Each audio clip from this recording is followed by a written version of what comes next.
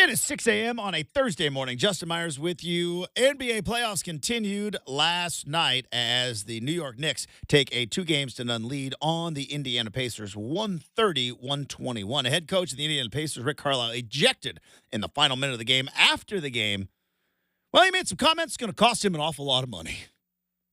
More on that coming up in approximately 20 minutes. In other NBA news, Nikola Jokic wins his third MVP. Shai Gilgeous-Alexander came in second place. One third-place vote for Domantas Sabonis mysteriously popped up in the MVP voting. Shohei Ohtani's former interpreter, Ipe Mitsuhara, has now pled guilty to bank and tax fraud in stealing around $17 million from the Major League Baseball superstar. And Mike Richman, friend of the program for the Locked on Blazers podcast, joins us in hour 3. Hour 1 starts right now at 6:20, Rip City Radio.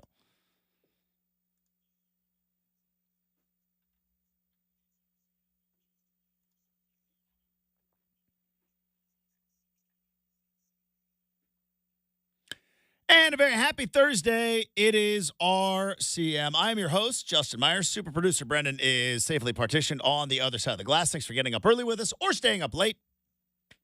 However you are rolling this particular Thursday. We got a lot of stuff to dive into on the big show today. Rick Carlisle is calling out officials left and right, hinting at conspiracy. Don't believe me? We'll play you the tape coming up in approximately 20 minutes. But hinting at conspiracy. Did Jalen Brunson have his superstar moment last night?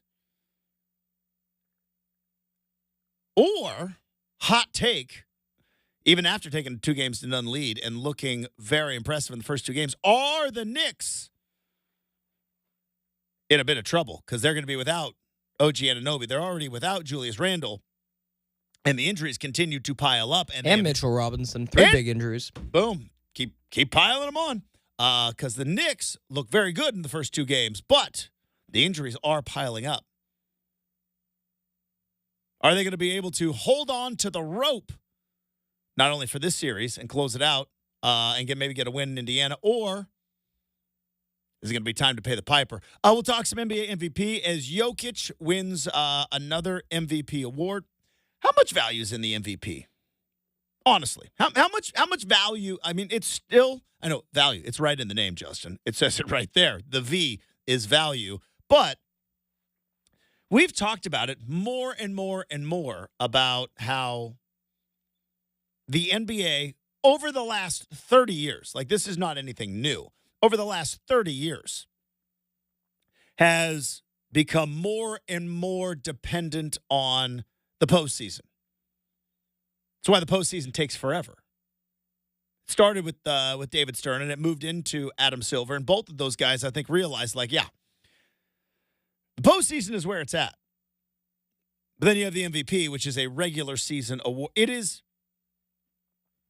no doubt in my mind, I would say Nikola Jokic is the best player over the 82-game regular season. When you look at the statistics, 26, 12, and 9, averaging for a season on a team that had a lot of success, and they were the defending champions. Get all of that. But as we sit here right now, you got Anthony Edwards out there. You got Jalen Brunson out there. Shai Gilgeous-Alexander, who took second place in the MVP voting, is about to have a moment here in the postseason with the Oklahoma City Thunder. If the Pacers get back into it, keep an eye on Tyrese Halliburton. So we might dive into the MVP award, the MVP vote. Brendan, I did not realize that you had an MVP vote. You didn't tell me this. I didn't realize that BeaversEdge.com, which primarily covers college football, as a publication, somehow, some way got into the NBA world, and you have an MVP vote? Why would you say that? Well, because there's only one person in the world that would vote Domantas Sabonis. Not me. Third place. You love Domantas Sabonis. You've been trying to get him on the Blazers the entire time we've been on this show. He's a decent player, but that's a bit of a stretch to say I would vote for him. Yeah, I'm going to fight back on that one, Justin. Like, he's a solid player. I like him. But MVP vote? Come on, man. I'm not that crazy. I know. That's why the joke is funny. But it's true. Of all the people that I know, you love Domantas Sabonis more I than do anybody. like him, but, like, to say he deserved it over your boy Shea at the very least? No. He's, like, fifth at least in voting. At least. To be fair, he got a third-place vote. But yeah, that's too high, man. It's still like ridiculous. Yeah, I'm sorry, it's too much. But anyway, yes, that might have been Brenden. All right, what's more ridiculous in the MVP voting?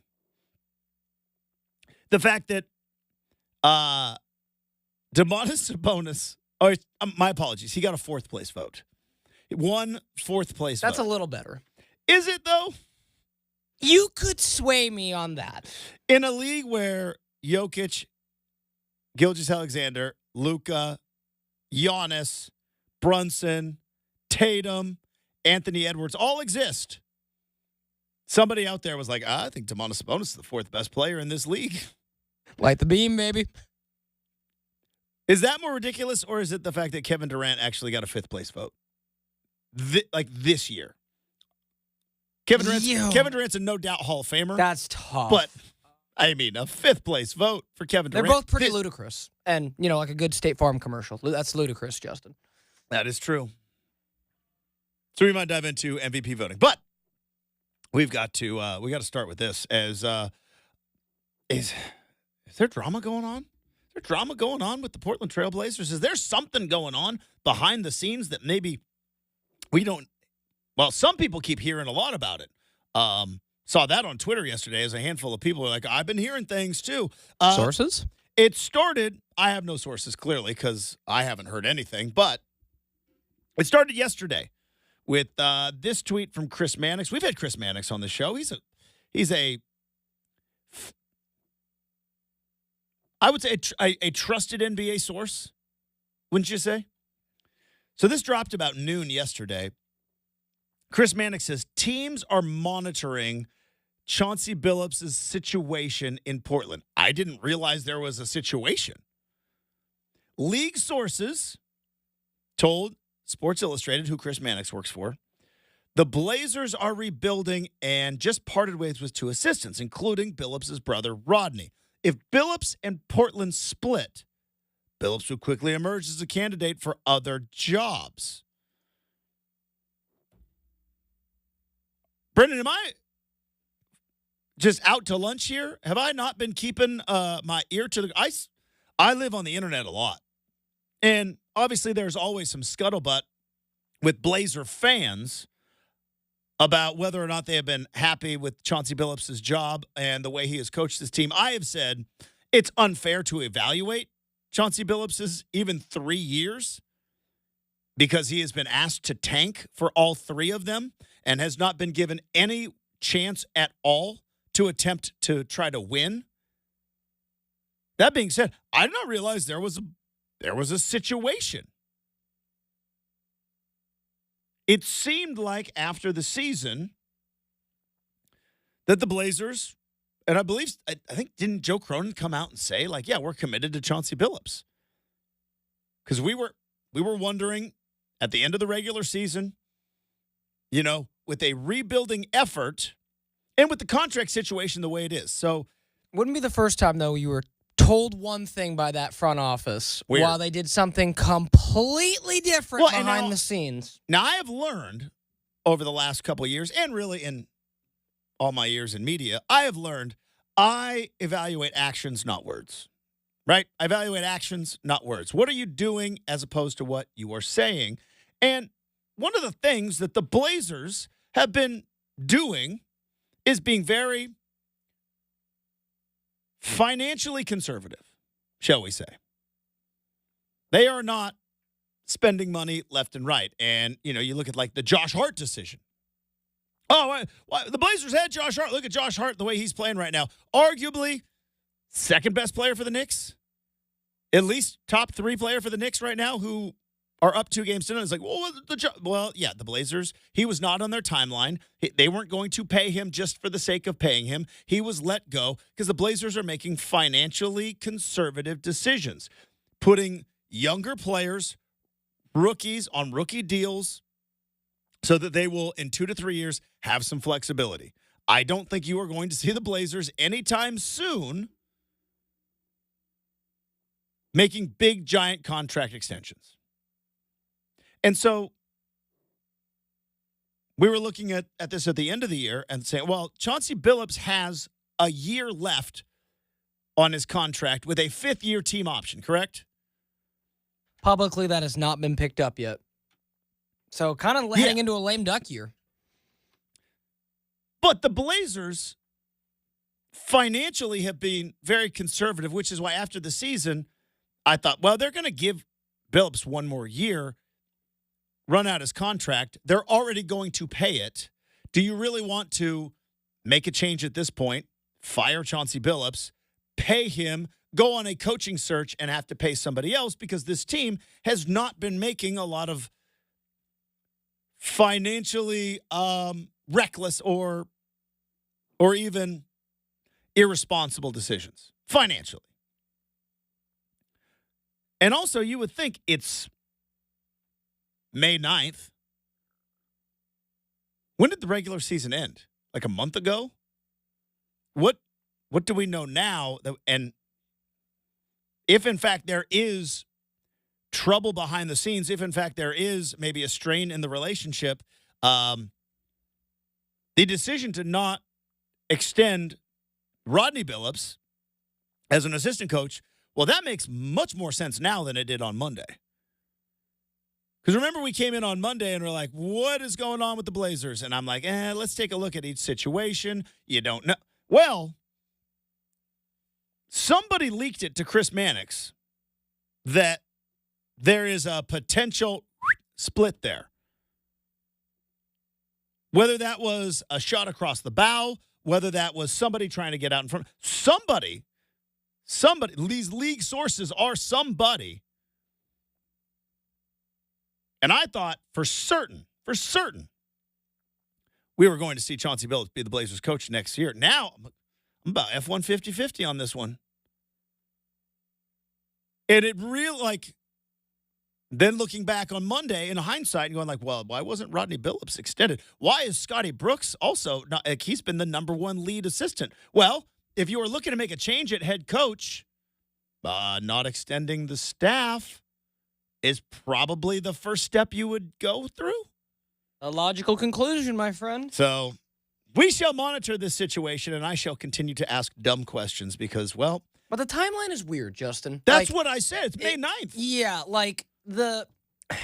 it's almost like there's a little bit of seller's remorse, a little bit, in just the sense of maybe we were comfortable with this decision a couple weeks ago, and now that it's sit with us, it's kind of a little different, maybe. And we'll continue to talk about this throughout the show. Maybe Chauncey Billups is in a different spot as well, where he is at as a head coach. All right, so got a bunch of stuff coming. More basketball talk with Rick Carlisle and the game last night. But right now, I need to tell you about Oregon's home improvement experts, specializing in roofing, siding, windows, bath renovations. Of course, I'm talking to you about Dabella, Dabella. And right now, with May, the beautiful weather, it's a great time to start taking care of projects in your home. How about contacting Dabella, and they'll come to you. Schedule a time that is convenient for you, provide you with a free estimate. It is easy. They are trustworthy. 15,000 5-star reviews on Google for their excellent work. Plus, take advantage of their financing opportunity of no payments until 2025 on approved credit. So connect with Dabella today for your roofing, siding, windows, and bath projects. Dabella, they are Oregon's home improvement experts.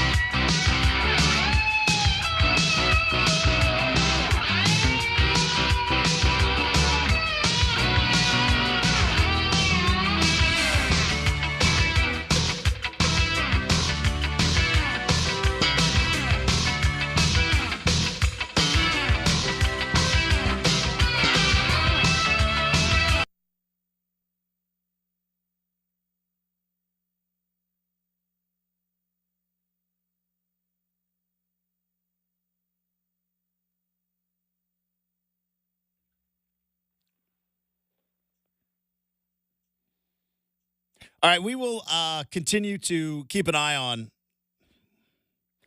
a story that kind of developed yesterday, which was Chris Mannix from Sports Illustrated reporting that a lot of NBA teams are keeping an eye on the Portland Chauncey Billups situation. And I'm like, what's the situation? Now, maybe I look like a big dumb doofus in all of this because some of my more, let's just say, in the know colleagues have said, I guess this has been rumbled about. But is there potentially a change moving forward with the Portland Trailblazers? Is this, and again, this is the questions that I have. Is this a Blazer decision? Is this a Chauncey Billups decision? Now, either way, a parting of the I can see a case for the breakup on both sides. On both sides. Let's lay out the case. Let's lay out the case for Chauncey Billups, right? If you are Chauncey Billups, this was not the job you were hired for. It was not. You were hired 3 years ago to come in and take a good team and make them great. That's where the Blazers were. The Terry Stotts era had run stale. Portland Trailblazers had A, a bona fide superstar, B, had a supporting cast that was good enough to win 50-some games and get to the playoffs every single year, but they were not good enough to compete with the elite teams in the NBA, in particular, the Golden State Warriors, and then the emerging Denver Nuggets. That was the spot where the Blazers were when Terry Stotts was ultimately fired, and there were some problems with Nurk. They looked like Dame kind of felt like things have gone a little bit stagnant. Change needed to be made.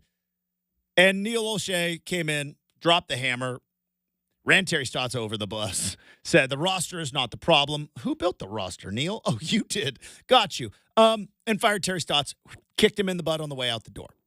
So that was where the Blazers were. And so Chauncey Billups, now an NBA Hall of Famer, former NBA Finals MVP, Chauncey Billups was brought in as a guy who was going to relate more to the players because he was a player, was going to impart playoff wisdom, right? Because he knew we had these discussions. They seem silly now, but we had all these talks that summer of Chauncey Billups knows what it is like to win the NBA Finals. He knows what it's like to be an NBA Finals MVP. He knows what it is going to take on both the offensive and defensive side, because that was the other thing, right? Terry Stotts, they didn't play any defense. The defensive rating for the Blazers was at an embarrassingly low level, and you were never going to win a championship or compete for a championship if you did not get the defense fixed. That was what Chauncey Billups was brought in to coach. And whether you believe it is fair or unfair, kind of put himself in a situation when he got hired by the way the whole thing was rolled out. But if you're Chauncey Billups, you go like, yeah, but there's only so many head coaching opportunities.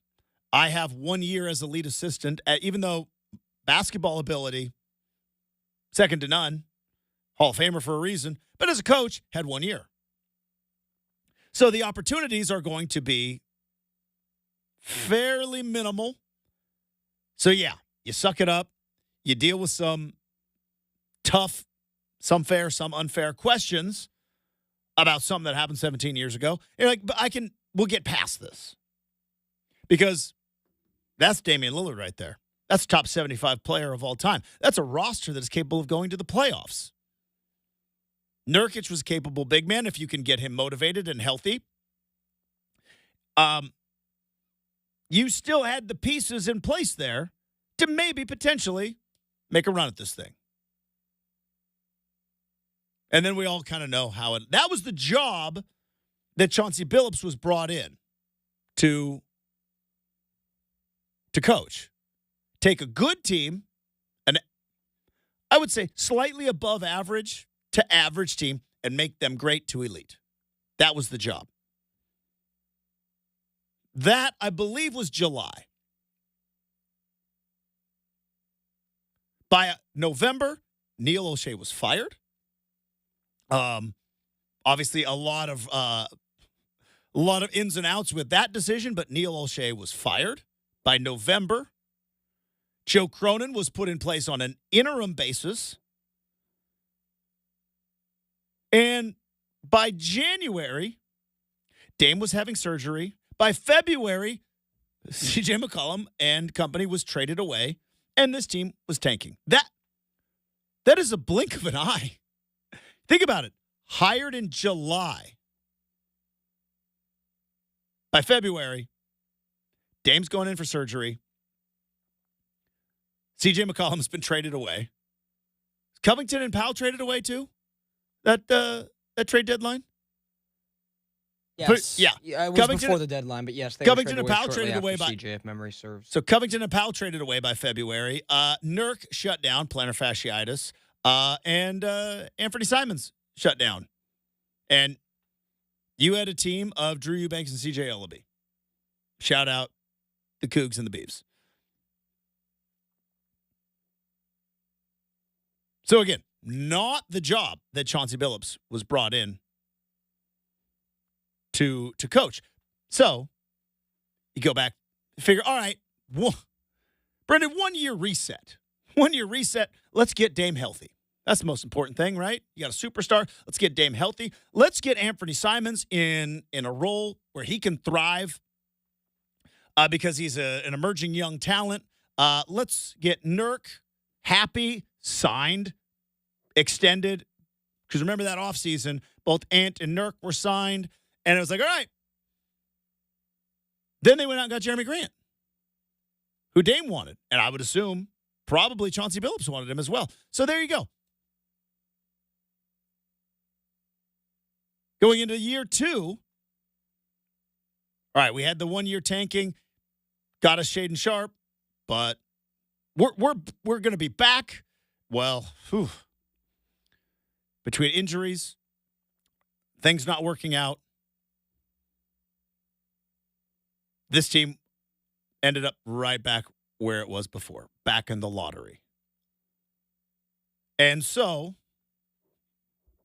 we sit there that summer, Damian Lillard after the season going like, yeah, I don't want any more 19-year-olds. Well, a 19-year-old point guard was drafted.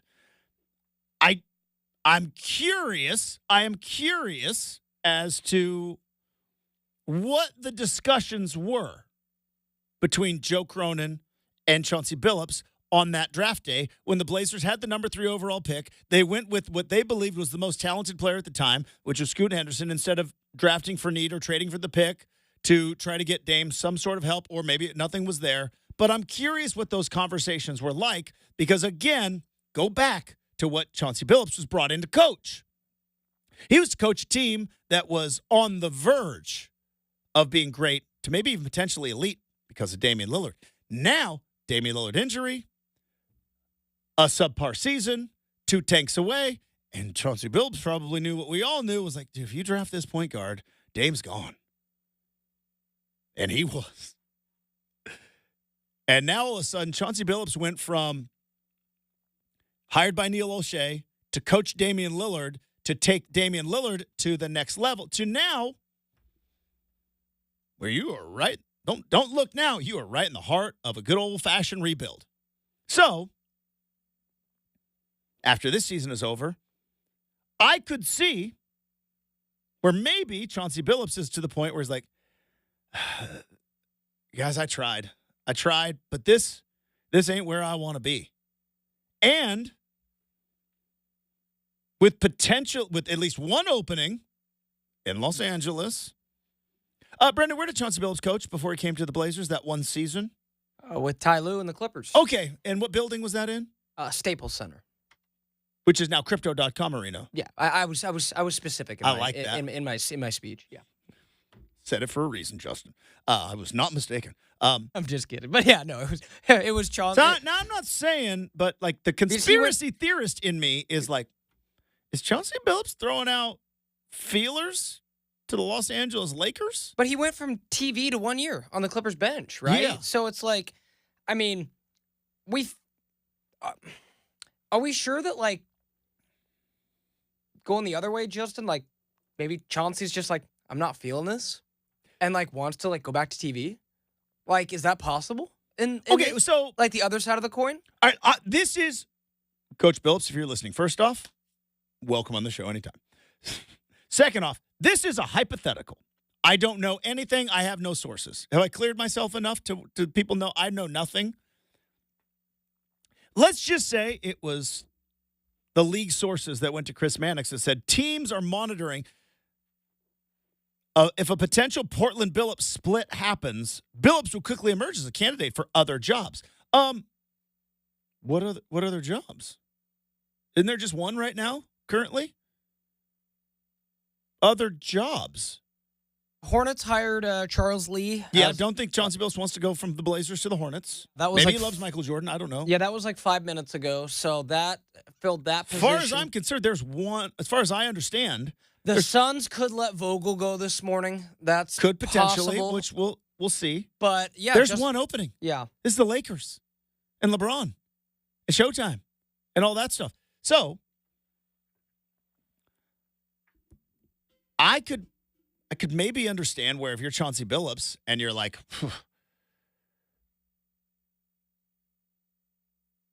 this was not the team that I was brought in to coach. And now, sorry, Justin, this is forgettable, but the Wizards don't have a coach either. Very forgettable. My apologies. No one wants to hang out with Jordan Poole, so just going to throw that out there. Yeah, that, I guarantee you, not the emerging candidate for other jobs that Chauncey Billups, I don't think, would want. But the Lakers do have an opening. The Phoenix Suns might have an opening. Again, if you're Chauncey Billups, think about where you are now as opposed to where you were 3 years ago. 3 years ago, you were highly respected basketball guy with not much coaching experience. Now, you are 3-year NBA head coach with 4 years of coaching experience in the NBA. You've learned the ins and the outs, and just in my humble opinion, not really humble, in my opinion, not really blamed for what has been going on in Portland the last 3 years. Because everybody with either 20/20 vision or with prescription eyeglasses can see that the Blazers have been tanking since January of the first year he came in. Since January, 22? Or is it 21? I'm getting my years mixed up. I think January 22. Makes sense. So I could understand if you are Chauncey Billups' agent, let's just say, going like, all right, my client now has other options that he did not have 3 years ago, right? 3 years ago, when he was hired, he was one-time assistant coach, got his shot in Portland. Now, he's a 3-year head coaching vet, heck, in this league. And nobody blames Chauncey Billups for the Blazers' lack of success. It's injuries. They traded away Dame, and they completely rebuild. So there's that side of it. Again, purely hypothetical. I'm just kind of talking here. Now let's look at the other side. If there is an emerging situation between the Blazers and Chauncey Billups, if you are the Blazers and if you are Joe Cronin, again, I said this in the first segment. I look at actions as opposed to words. The actions will tell you a whole lot more. What you do will tell you a whole lot more than what you say. And since Joe Cronin has taken over as the GM, and I'm not saying it's wrong, I'm just saying this is the reality. Joe Cronin has been single-handedly dismantling everything that Neil O'Shea built. Right? Started with CJ and company being traded away February of that first year. Then you had 2 guards on the roster who Neil O'Shea drafted and raved about, right? Neil O'Shea has made his NBA reputation on what? What's the first line of Neil Olshey's NBA resume? Drafted Dame. First line. Period. Stop. He drafted Damian Lillard. Found him out of Weber State. And then, who is the player that Neil Olshey raved about more than anybody? It was Anthony Simons. Most talented kid he ever drafted. Said most talented player I've ever drafted. That's a quote. He also drafted Blake Griffin, by the way. No disrespect to Ant, but just got to set the stage. That's all. Very true. But point being is, all right, so Neil Olshey had two guards there that he was very, very attached to. Joe Cronin in his first two drafts. Brendan, who's Joe Cronin drafted? Shaedon Sharpe and Scoot Henderson. They're both guards. I know Shaedon Sharpe can play the three. I get it. But he's a guard. The Blazers are better when he's a two.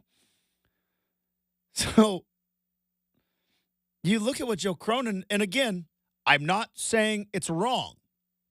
I'm just saying it's what it is. He has been dismantling and picking apart everything that Neil Olshey built. What's left? What's left?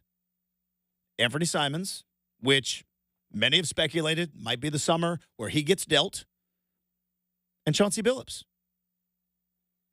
Chauncey Billups, again, was not brought in to coach a rebuild. Joe Cronin and company fully invested in rebuilding the team.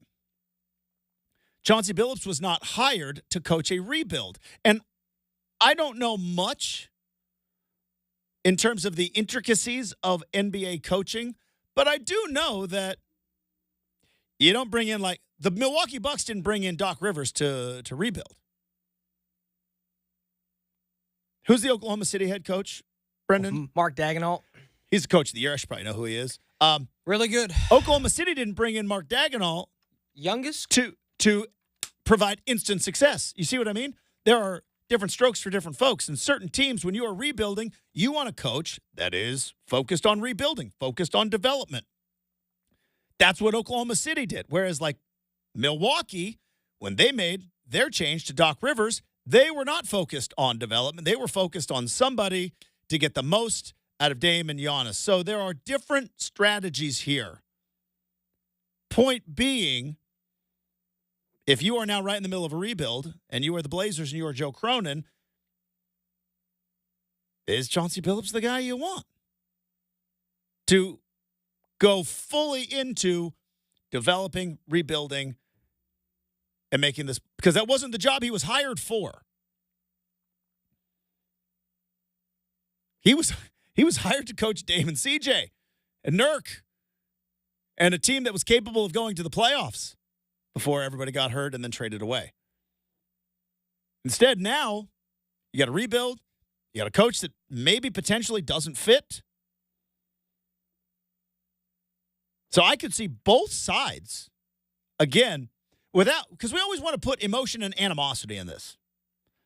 It's like, no, not show friends, show business. You take emotion and potential animosity out of this. I don't know if Chauncey Billups is maybe even angry, but it's like, this is not the job I was hired to do. And the Blazers are probably like, well, this might not be the job we hired you for. There's an opportunity in Los Angeles. There might be one in Phoenix. Little context with that, Justin? Just me yapping. Yeah, a little bit of context that I sleuthed out when you were making that point. Mm-hmm. Not exactly represented by Rich Paul, but Chauncey Billups' agent, member of Clutch Sports. So something to keep an eye on there. Lots of connections to L.A. is Clutch. Okay, so Rich Paul is LeBron's guy? No. Who's LeBron's guy? Yeah, that's Rich Paul. Rich Paul is oversees LeBron's guy. most of it, but now he's got several Rich Pauls beneath him who also have, like, you can't have everybody as one guy, right? So he's got a whole bunch of guys now that are, but he is fairly connected to the He's Lakers. a Clutch client. So got it. Worth keeping in mind. All right. Game last night, officiating called out by Rick Carlisle, and let's get more conspiracy theory in this. We've got Round Ball Rock coming up next, 620 Rip City Radio.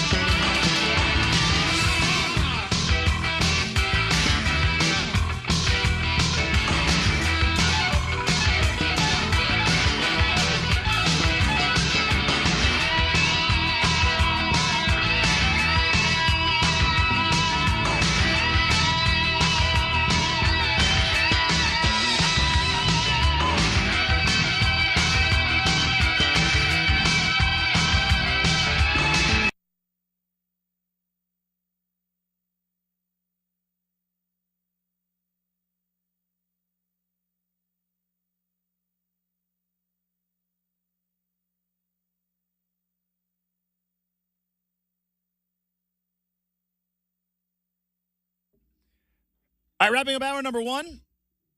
NBA basketball last night saw the New York Knicks take a 2-game-to-none lead on the Indiana Pacers. Rick Carlisle is upset. He is fired up. He is not happy with the officiating, and he had some interesting things to say. We're going to get to that in a moment, but it's because we like fake traditions on this show, and we all love the song. Let's dive into Round Ball Rock. Let's get to some Tesh.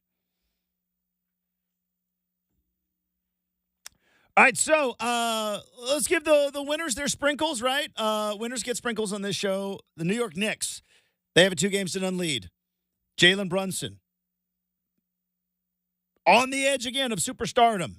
If they end up winning this, going to the Eastern Conference Finals, and they got a showdown with the Boston Celtics potentially, you might see Jalen Brunson, that's him climbing the ladder, from very good player to all-star to superstar, because that's what happens when you play in a major market. Ooh, did I say major market? Yep, because that brings us to the next conversation.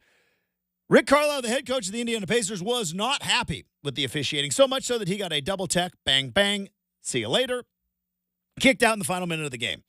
That happens. He's got to stick up for your guys. Also send a message to the league that we are very, very, very unhappy. We would like to see things change when we go back home. But then he took it a step further.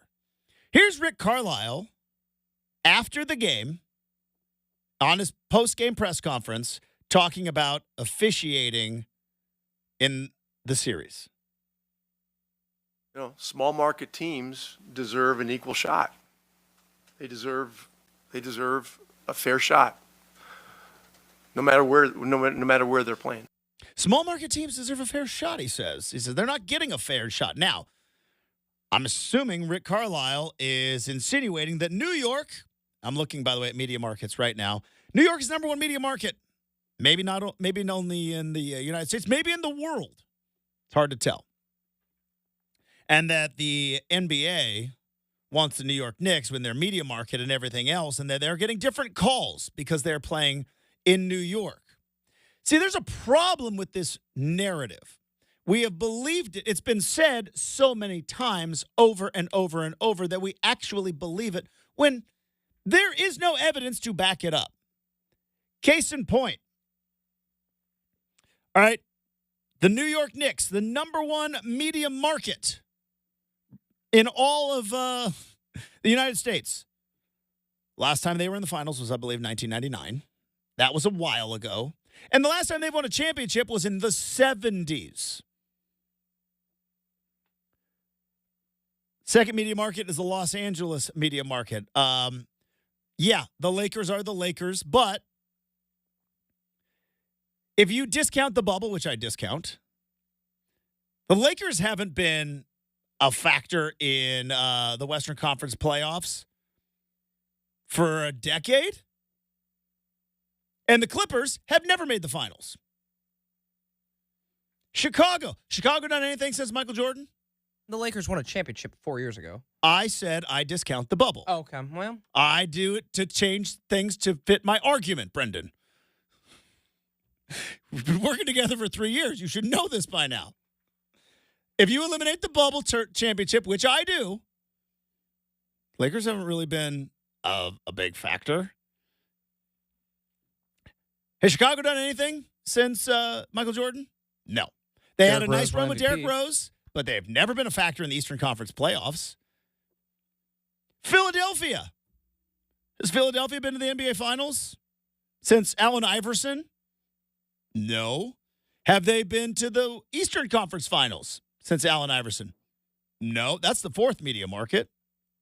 Let's keep going. Dallas. Okay, Dallas, nice little run there. They won a championship. They got it with Dirk, but they took down LeBron and the Miami Heat. I don't think that's what the NBA wanted. And it's not like the Dallas Mavericks are this unbelievable juggernaut. Can I keep going? Number 6, Atlanta. Clearly, yep, you're right. You got me there. The Atlanta Hawks have been a force in the... Oh, wait. Haven't made the finals in, I don't think, my lifetime. Okay, so Atlanta, out. Houston. Oh, Houston, number 7. They did make a Game 7 a handful of years ago. In what, 2018? They made a Game 7 against the Warriors. But the Houston Rockets have not made the NBA Finals since Michael Jordan returned in 1995. That was the last time the Houston Rockets were in the NBA Finals. That's the number 7 media market. Shall I continue? Washington, D.C. You're right. Oh, the Wizards. That's just a team that is a year in and year out. NBA Finals, Eastern Conference Final. No, they're not. You got to go all the way down to number 9, Boston. Now, Boston has been a factor for a long, long time. But in the last 10 years, asterisk, eliminate the bubble. In the last 10 years, New York, Los Angeles, Chicago, Philly, Dallas, Atlanta, Houston. No trips to the finals. 0, zilch, none, nada if you eliminate the bubble. That's the top 8 media markets in all of the NBA. Can we stop? Can we stop with this? It's the media market. Small market teams don't get a chance. Why? Let's take a look at last year's champ, the Denver Nuggets. That's number 16 media market. That's below the halfway point. That's below the is that the median? So below them, Denver won the championship. San Francisco won it, and Oakland, San Jose, Silicon Valley, they won it the year before. That's number 10. Got it. And the Warriors were a wagon for a long, long time. Year before that, Milwaukee. Milwaukee wins the NBA title. I got to scroll really far down. 38th media market. The Milwaukee Bucks. So you've got Denver, Milwaukee. Who's the number 1 team? Who is the number 1 team right now currently in the Western Conference playoffs? That is the Oklahoma City Thunder. That's number 46 in media market. Number 15 media market, Minneapolis, St. Paul. They're doing pretty well. Boy, Brendan, when will these small market teams ever get a chance? Boy, I just don't know. When are these small market teams ever going to get a fair shake? I get it. Rick Carlisle's upset. But can we stop with the nonsense that, it's the big market teams? Look at the big market teams and tell me what they've done in the last 10 years. All right. Coming up next, hour number 2 of Rip City Mornings on 620 Rip City Radio.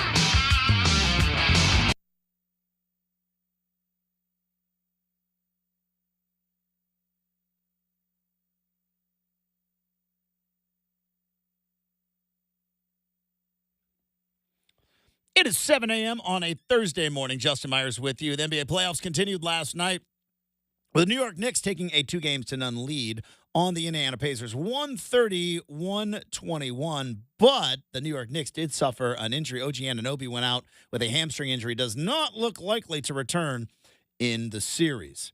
Nikola Jokic wins his third MVP. As he walks away with the trophy. Shai Gilgeous-Alexander comes in second place in MVP voting, and Domantas Sabonis somehow, someway found a fourth-place vote out there somewhere. Shohei Ohtani's former interpreter, Ipe Mitsuhara, has now pled guilty to bank and tax fraud for stealing money to cover gambling debts from the Major League Baseball superstar. And coming up in hour number 3, friend of the program, Mike Richman, is going to be joining us from the Locked On Blazers podcast. Maybe he can shed some light on a potential situation with Chauncey Billups and the Blazers. But hour 2 of Rip City Morning starts right now at 620 Rip City Radio.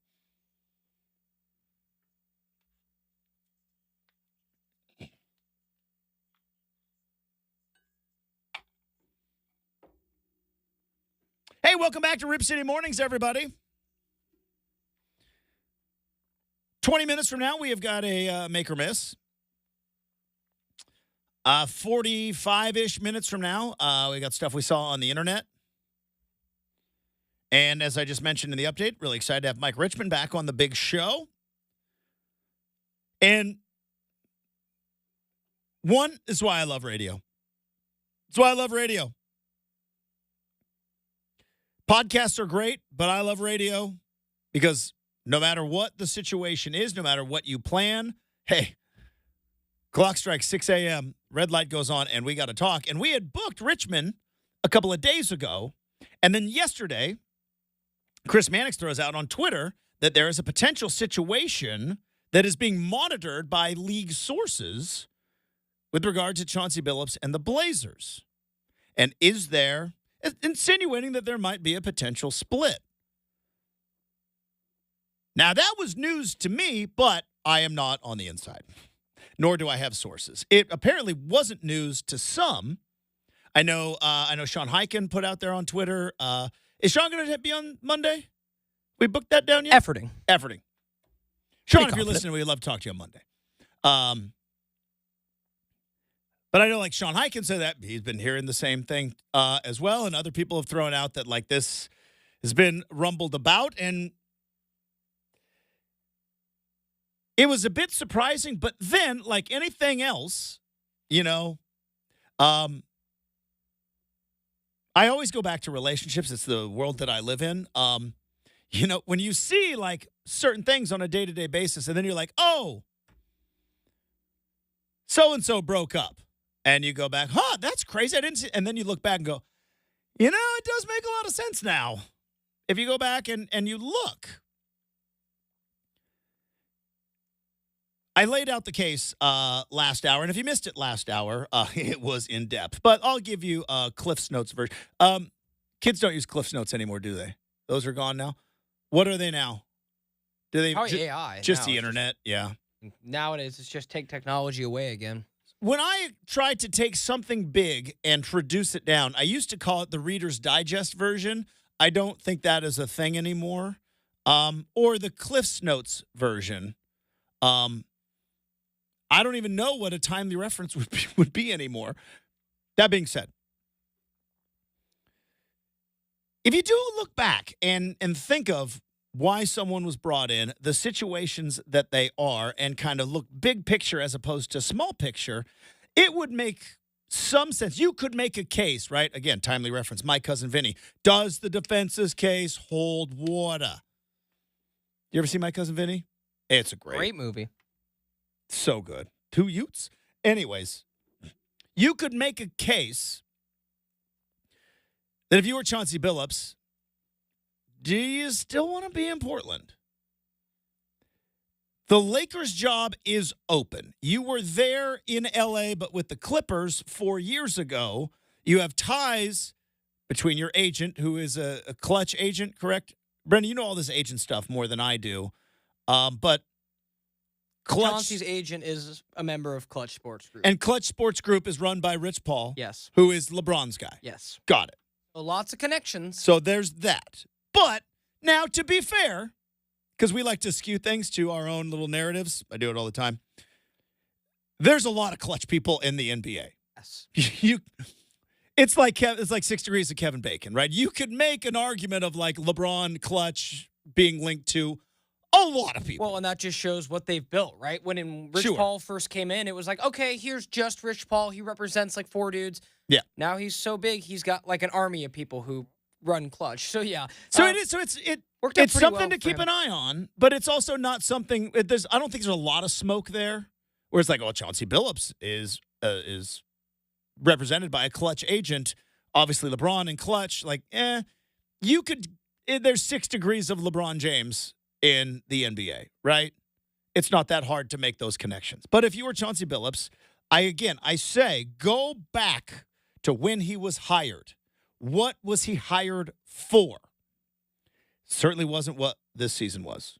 And it certainly wasn't what last season was. Now, last season was maybe a little more palatable because you still had Damian Lillard on the roster.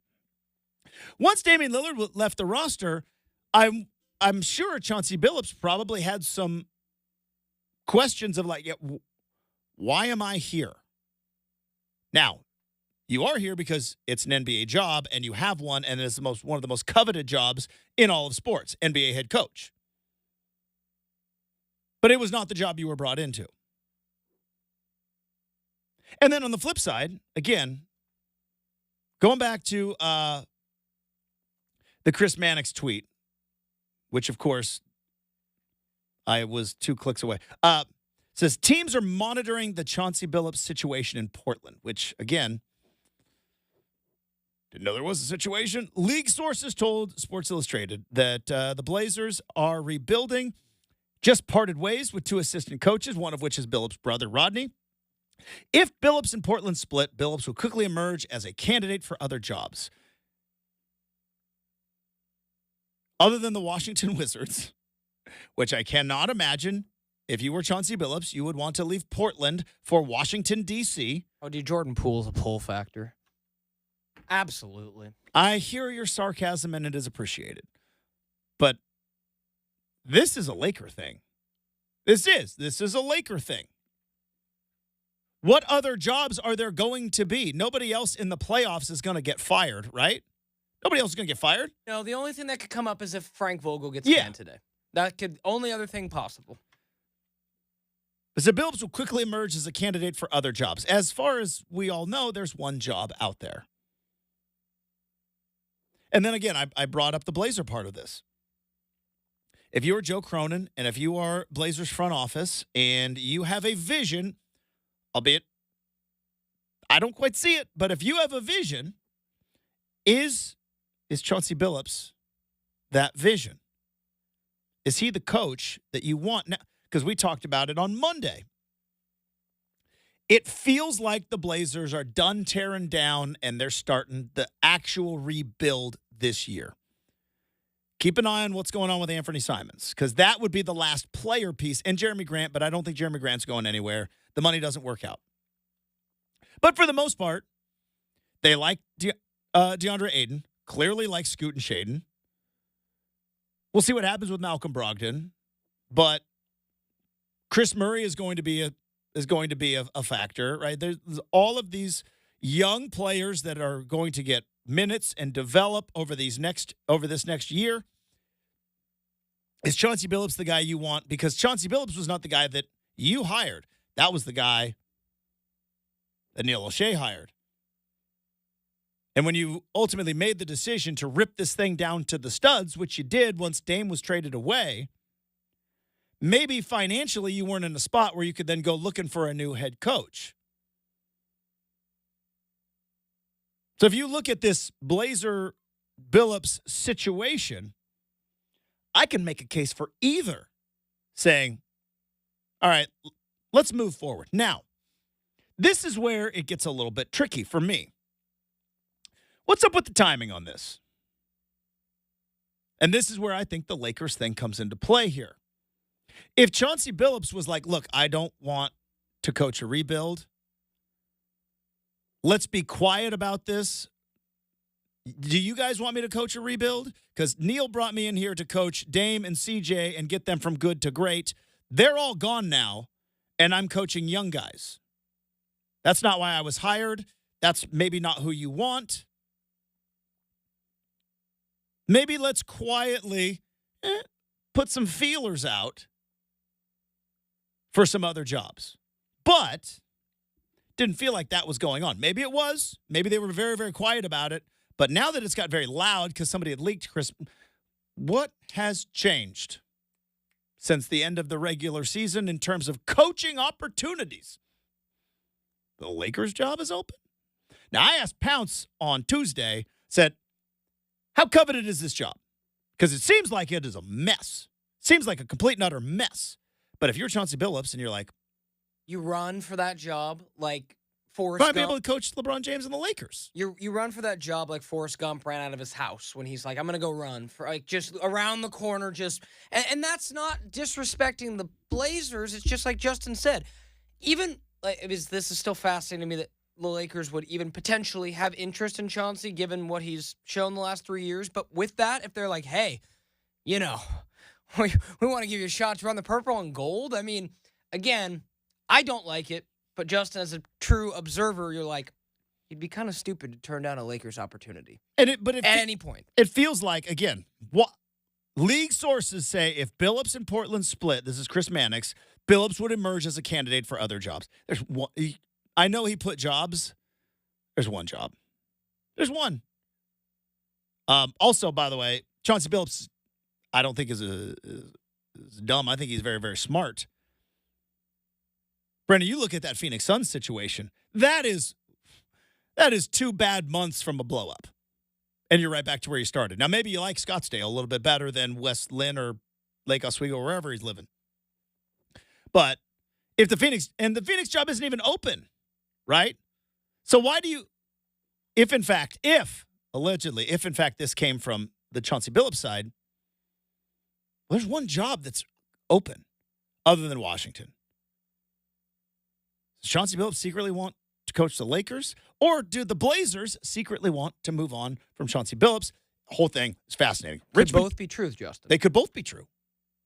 And they're trying to figure out next step moving forward. All right, we got Make or Miss coming up in a bit. We got stuff we saw on the internet as well this hour. Mike Richman joining us in hour number 3. But I once again want to tell you about Oregon's roofing, siding, windows, and bath renovation experts. That's right, experts. For the past few months, you've been thinking about updating your home. Now we are in May. Oh, glorious May. 80 degrees today, by the way.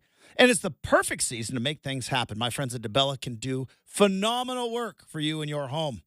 You might have seen their work on Better Homes and Garden, HGTV, and 15,000 5-star reviews on Google tell you that they will handle your home improvement better than anyone else here in the great state of Oregon. Plus, they've received accolades from Angie's List and Home Advisor on their customer service. So, connect with DeBella today. It is super easy. Estimates are always free. Schedule on time that is convenient for you. So now is the time to update your roofing, siding, windows, and bath renovations. And with DeBella's incredible financing of no payments till 2025 on approved credit, you can start saving today.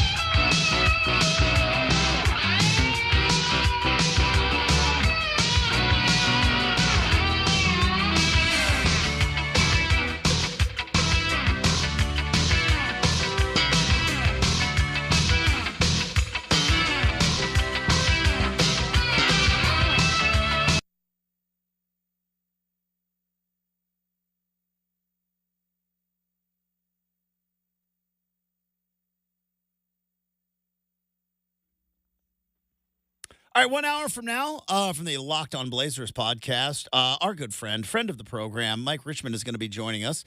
Get his thoughts on the tweet and report from Chris Mannix of Sports Illustrated yesterday. As apparently there are many around the league keeping an eye on what's going on in our backyard. Speaking of backyards, looking good, Brendan. Backyard. I put a couple hours into the backyard yesterday. Looking good. But in our Blazer backyard, apparently there are people around the league keeping an eye on it. Who's keeping an eye on it? Is that the Lakers? Is it the Phoenix Suns? Is there a team out there that maybe if they know that Chauncey Billups might potentially become available, might fire their coach? I don't know who that would be, but something of note. So we'll talk about that. Plus, the lottery is coming up on Sunday. Do the Blazers have a need, or are they simply going with best possible talent acquisition? So a lot of fun in hour number 3 with Mike Richman. We've also got in about 25 minutes stuff we saw on the internet. But right now, it is time for Make or Miss. Here we go.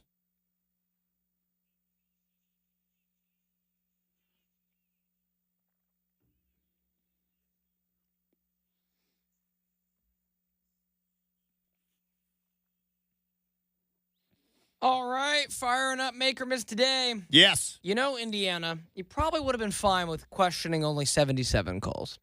All right, I know what you're talking about. Give the listeners some context if they do not know right now. Yeah, so Rick Carlisle and his staff sent a memo to the NBA last night, so didn't waste any time, challenging 78 calls.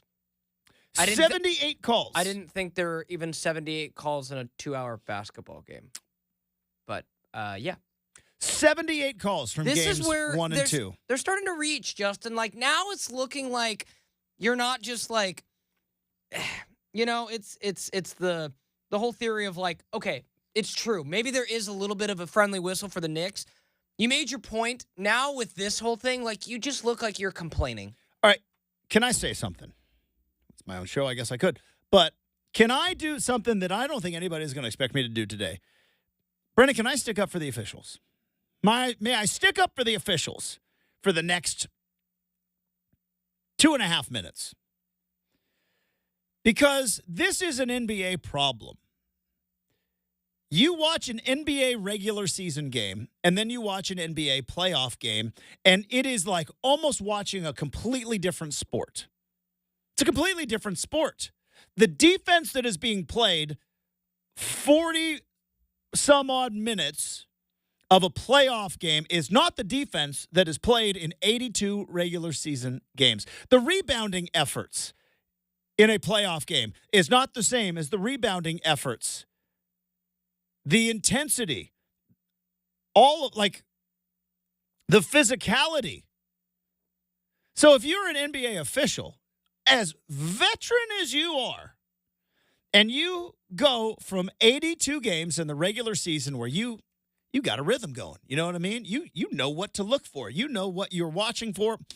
Right there, boom, that's travel. They're going this way. All that stuff. And then all of a sudden, overnight, because it's the playoffs, and you may have officiated, 5 or 6 playoff games at this particular point, and now everybody's trying their absolute darndest and are being ultra physical and ultra aggressive because that's what it takes to win in the postseason. Don't you think there's going to be a little bit of an adjustment period? Because you have officiated since October one particular way. And now, all of a sudden, the calendar flips from April to May, and you're just no wonder the officiating is a little bit lopsided. And it's a problem with the NBA because the regular season and the postseason are such different sports. Strike zone's a strike zone in Major League Baseball, whether it is the postseason or whether it is in the month of August. You know what I mean? Now, sure, in postseason baseball, there's more stolen bases, there's some more bunting, there's some more situational things. But it is not like all of a sudden pitchers in the postseason say, I'm going to throw harder now. Teams in the NBA are becoming ultra aggressive in the postseason, which I like. It's a fun brand of basketball to watch. It's highly entertaining. But these are human beings who have just spent October, November, December, January, February, March, half of April calling basketball a certain way and watching games night in and night out a certain way. And now you get into the postseason. It's going to be an adjustment period. And sorry, Indiana, you're taking the brunt of it. Fair or foul? Fair or foul in my theory there. Yeah, it's fair. I like to think so. But, I just like. And it doesn't. Nobody wants to hear it if you're a Pacer fan because your team's getting mauled and you're like, they're getting all the whistles. But yeah, 78 complaints. Ugh. You're starting to be like the guy nobody wants to invite to the party. You know what I mean? Yeah, again, it's one of those things where you just have to overcome it, right? Like you just have to know if you're Indiana, well, when we go to the Garden, we're not going to win. Like this is something, or not even not going to win, but just not going to get any benefit. You have to play a perfect game, right? So it's like, and this is something that's been around forever, Justin. Yes, I mean, this going is nothing back new. To the 80s, watching, Winning Time, and it's like, yeah, could the Lakers ever win in the Boston Garden? Very rarely. You had to get them when you got them at home kind of a thing.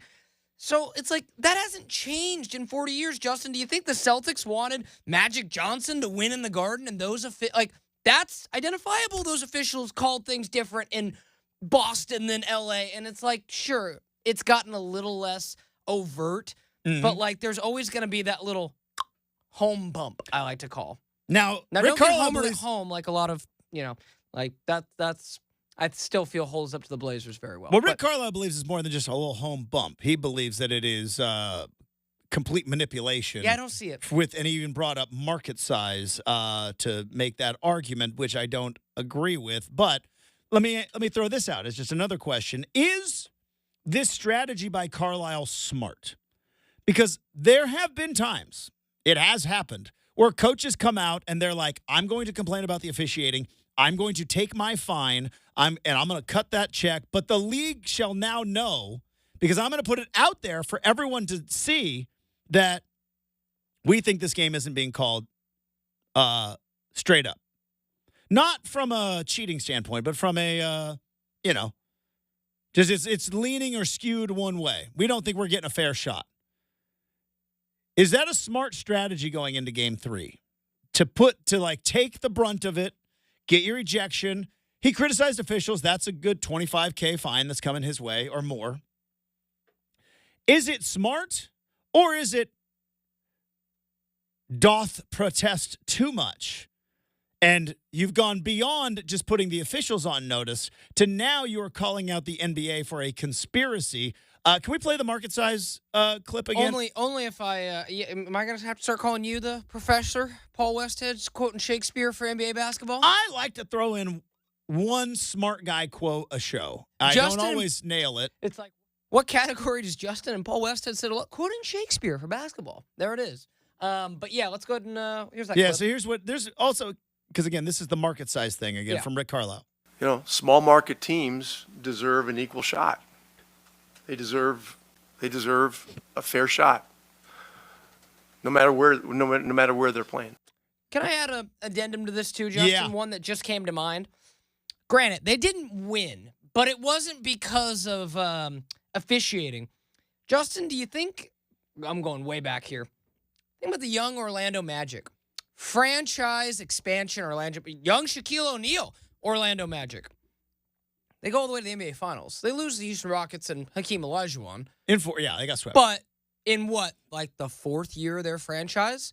And you're telling me Orlando's not a big mark even now. So this is silly to me. I get what he's getting at. I've been screaming about this for years and years and years. There is no evidence to it. My evidence is the New York Knicks have not made the finals since 1999. And if the whole thing was rigged, how did we go an entire generation where Kobe and LeBron were not playing against each other in the NBA Finals? Because I don't know. We saw Magic and Bird when they played in the finals, built the league. And we went an entire generation where Kobe and LeBron never met in the finals? How did they not play 4 times in the finals? Because the whole thing's not rigged. It's not market-driven. It never has been market-driven. Now, you want to convince me, again, yes. If you want to ring the, and Justin will disagree with me on this. I will. Small market is far more impactful in gathering free agents than it is this weird conspiracy narrative. There are natural. I do disagree with that. And that's fair. But again, Justin, objectively, The last free agent the Atlanta Hawks have gotten. I'm not specific. I'm just asking you objectively. If you got a max contract offer from the Los Angeles Lakers, Miami Heat, New York Knicks, and Portland Trailblazers, I guarantee you which one is last. Okay, Miami is the number 18 market in the NBA in the country. Sure, that's not a major market. That Miami is below Denver. Yeah, that's a life. I agree, lifestyle. Which that matters to NBA players. I agree, big time. Do we have to do this argument right now? No, I mean, I've said forever. Why do the Atlanta Hawks stink? Why? They have no basketball culture. That's different. Why do the Atlanta Hawks stink? There is not in terms of African American culture, no bigger city in America than Atlanta. I do not believe Georgia taxes are all that high. It's a major metropolitan area with nightlife. That's the other one I always hear about. Nightlife. Atlanta Gold Club. You ever heard of it? Why do the Hawks stink? Why? How is it that the Hawks just are not an absolute juggernaut of it's all those excuses. It's no. You have to have good ownership. You have to have good front office. You have to have good basketball culture like we talked about. Yeah, there's a bit of Miami gets the benefit because it's Miami. Los Angeles, 3 W's. We talk about with Pounce. I'll give you that. But Chicago hasn't been relevant in how long? It's cold. So what? It's cold in New York. It's freezing in New York. And even still, I still think I think LeBron. It's warm in Atlanta. True, but it's warm in New Orleans. New Orleans is warm. Justin, New Orleans is not it. How? Well, I mean, all the things you talk about. Well, from what I've heard, nightlife. Well, the city is kind of the city. We all know what New Orleans is as a city, and not to mention small arena, an owner that, but but all the stuff that I hear from you and I hear from everybody else about why nobody wants to come to Portland, and it's well, why does nobody want to go to Atlanta? Why does nobody want to go to New Orleans? Why does nobody want to go to D.C.? D.C., number 8 market, massive African-American population. On the Eastern Seaboard. Nobody wants to go to the Wizards. I think it's no, it's Portland. It's layers. I mean, you don't think that it can exist, Justin, where an NBA player goes, well, the Wizards gave me this offer. They have no culture. I pay high taxes and. Why can't it be 3-4 things? Why can't for Portland be Portland gave me max contract offer. Not the best basketball, culture, not great taxes. You know what I mean? And it's weather would bump me up. I firmly believe as we sit here. I feel like we're always just moving the goalpost instead of maybe just looking at it objectively and be any market can get any player. There's always outside factors, but the idea that there are just some teams that have an inherent disadvantage that they're going, no, it doesn't exist. Yeah. See, that's where I push back. There's zero, zilch, no evidence to it. Case in point, the Hawks stink. Wizards I stink. think you could say minimal evidence. I don't think you could say none. I just did. The New York Knicks have not won a championship in your or my lifetime.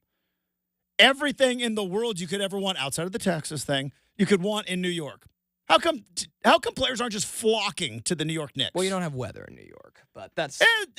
by the time spring hits, New York's beautiful. I was there last May. It was beautiful. But to your point... How come nobody flocks to New York? They haven't gotten free agents since Carmelo. Right. So what I've said, again, culture, winning, and again, I firmly believe that if Miami did not get over the hump with Dwayne Wade and that Gary Payton Shaq team in 06, say they don't get it. Mm-hmm. I don't think LeBron goes there. And I think we look at Miami the same way we look at Orlando. So say what you will, Justin, but it's everything at once. It's, Florida, you pay no taxes. Florida, you've got great weather. Florida, you've got heat culture. It's like multiple reasons, no? Like, Well, then, okay, counterpoint. Orlando was good this year, they were. but they haven't been good for a long, long time. Since Shaq. Since Dwight. Dwight Howard went to the Oh, finals. yeah, that's true. I'll Sorry. give him the Dwight forget Howard that. year. I forget that year. Everything you say about Miami, you can say about Orlando. No taxes, weather, major metropolitan area, state of Florida. How come nobody's flocking to play for the Orlando Magic? Can I sound really, really shallow for a minute? Yeah. You've never been to Florida, right? Never been. Okay, I so, want to. Justin, I have nothing against the great state of There Florida. is a enormous difference I between not that, South Beach I understand that. and Mickey Mouse, middle of Florida swamp country. That's all I'm saying. You don't see the ocean. You don't got the beach. Like, you don't got all the things that go along with it. So I know. I like your point. It's true. Watch or I don't know. That part's fascinating. But nevertheless, let's get to one more. This is you got to at least get with me, regardless of the whole. I do not believe the Blazers are behind the 8 ball based off of where they are located. I will never believe that ever. Oklahoma City's really, really good. Oklahoma City's really, really good. And they've been good, by the way, with free agents and with players. They got Carmelo to go to Oklahoma City. They got Paul George to go to Oklahoma City. So that's the Hawks are not good. They have everything that everybody says players want. Oklahoma City has none of it. Thunder keep winning. Now, they had a rebuild in between, but 3 years of being terrible. Sure. But before, did they get Paul George to go to Oklahoma City? Yeah, he agreed to go. They got Carmelo to go to Oklahoma City. It's like, what does Oklahoma City have that Portland don't? Now, I'll say this. Justin, neither one of those guys would have joined in free agency. They're both traded Well, okay. just like Portland. Next case on this. NBA players don't go to free agency anymore. They sign a 4-year max and then demand a trade. Yeah, you're not. Yeah, yep. Yep, You know what I mean? Fair point. And Yep. He's like, oh, I could have a super max deal. I shall sign it. I don't want to play here anymore. Homie, you got 4 years left. Pretty much. I mean, yeah, it's true. I mean, who was the last free agent? That's what I'm saying. Like LeBron. Like LeBron, wasn't he a free agent when he went from Cleveland to L.A.? Yes. LeBron has never been traded. He's never been traded. And But dude, you know that's a flex for him. He's like, I mean, Jordan wasn't either. like Kevin Durant to the Warriors, probably the last big free agent signing. Wouldn't you say? Yes. Yep. Because even Jimmy Butler, as much as we joke about, he was traded from Philly to Miami. Yeah. Guys don't go to free agency anymore. It's financially dumb. In a league where you can essentially go wherever you want or fairly close. Anthony Davis signed the deal with New Orleans before he demanded to be traded, Justin. Yeah. So that I'll give you. I'll give you that. That's so true. the That's whole true. free agents don't want to come to Portland. Free agents don't go anywhere in the NBA. At least good players don't go to free agency. Give me my guaranteed money and you will trade me. It's true. Now, you know, we can help it out along the way, Justin. Like, you know, maybe we need to have a more of an open sign that now NBA players can live at the Ritz-Carlton that's down. You know, we need to maybe we should promote that a little bit more. Because, you know, all these dudes that go to Miami or whatever, they're high rises. Like, hey, man, I'm sure that Ritz-Carlton, Justin's got a nice view. I believe players want to get paid and they want to win. And if you don't offer either of those options, I don't care Just about either? I don't care about your weather. I don't care about your nightlife. I don't care about culture of the city, your food, whatever. Can I get paid and can I win? That is what I believe players care about. And no, I do not believe players care. Some, not all. I shouldn't say all. But this idea that, it's the income tax. Again, I would like Los Angeles Lakers have never had a problem getting players. I would like to have Justin make like $80 million in 1 year just to see how much money comes out of his check to live in Oregon and then answer that question the same first way. Off, your boy lives in Multnomah County inside Portland city limits, all right? I'm fairly aware. But not I'm if you're a millionaire. I own a home. I Not if don't you were a have millionaire, children. I write a nice little. My wife writes a nice little check. My wife writes a nice little check to Portland Public Schools. Okay, I'm well aware. I'm just saying. Plenty of players have foregoed the Los Angeles tax to play for the Clippers, and they're not even good. So, you hit me in my feels on this one. Also, by the way, go look at market size and tell me Chicago, Philly, Atlanta, Houston, D.C. Those are all in the top 10. NBA rigging anything for any of those teams anytime soon? No.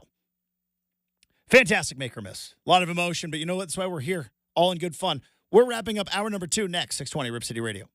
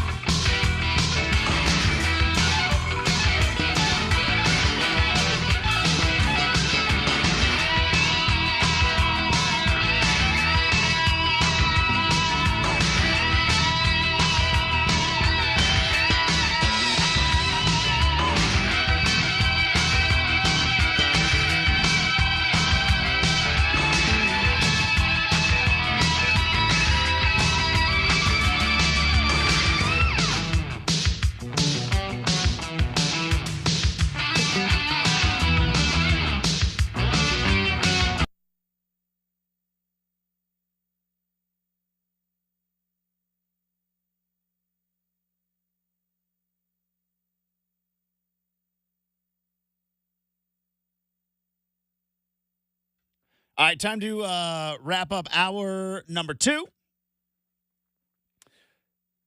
We tentatively call this stuff we saw on the internet. A handful of stuff to kind of run through. Just a little stuff we saw on the internet, rapid fire, see if anything kind of sticks. You're a college baseball fan, right? Paul Skeen's getting called up. A year at the minors, my goodness. Paul Skeen's getting called up. Less than a year. Because Wow. he was like the biggest star in college baseball last year, right? Yeah, Would you say? he was so good. And he is going to be now, he got drafted by the Pirates. The Pirates have stunk for years and years and years. You'd know better than I the last time they were Andrew McCutcheon? Yeah, like decent Ish. poll, right? Yeah, not bad. But yeah, the Pirates, they stink. Now, all that stuff I said about market size and everything in the NBA, not true in baseball. I'm out. Not I'm true. out. Not like it. What I'm saying is everything I said about basketball, it's not like the baseball market size absolutely matters 100%. Like that. That's very, very different. I'm not going to gaslight you and say why it's different, Justin, but I have thoughts, but we're not making this about this. Here's a real quick. In baseball, there's no salary cap, right? Now, if there was no salary cap, I could be like, yeah, market size in the NBA probably matters because then, the Knicks and the Lakers and the Celtics could just buy all the players, but there's a salary cap and aprons and all that stuff. I mean, the Yankees pretty much do anyway. Well, the Dodgers are now Yeah. the team that is doing it right now. The Dodgers are buying everybody. And by the way, keep an eye on your boy Adley as he gets closer and closer to was he 3 years away, I think? It's a hot minute still. We talked about it. My buddies and I talked about it this weekend. We're like, 7 years or whatever it is. But he'll enter early arbitration and all that. And let me tell you, if he enters into early arbitration and the Orioles don't take care of him, he's going to be a Yankee or a Dodger or a Red Sox. So, it's going to happen. I mean, it's going to happen. Just real quick, like on that, Justin, other than the fact that, Baltimore, small market team, orange and black, maybe like the same kind of small market he came from, right? Yeah. But a part of me is like, and I've talked to a lot of Beaver fans like this too, and I think when he got drafted by the Orioles, you know this, Justin, the Orioles don't have a history of winning. Right? They do not. And not when since, he got drafted there were a lot of 80s. people who were concerned because they're like, this dude's going to be really good. Now, that said, Orioles gotten good, look like they're going to spend money. But, Justin, there's definitely they got new owners. Yeah. Because that also matters. It does. Ownership that is willing to spend. Because the Pittsburgh Pirates owner, he's sitting there because it is financially valuable to stink in Major League Baseball because all your games are going to be on TV anyways. So if you don't pay your players any money, you just sit there in your fat cat office and be like, you can say whatever you want to me on Twitter. I'm going to keep cashing these checks. And where do you think market size for baseball comes into the GOAT debate? Because I know we're early, but I don't think it's a stretch to say that if he stays healthy, Adley Rutschman could be one of the greatest catchers to ever play the game. Okay. Does that,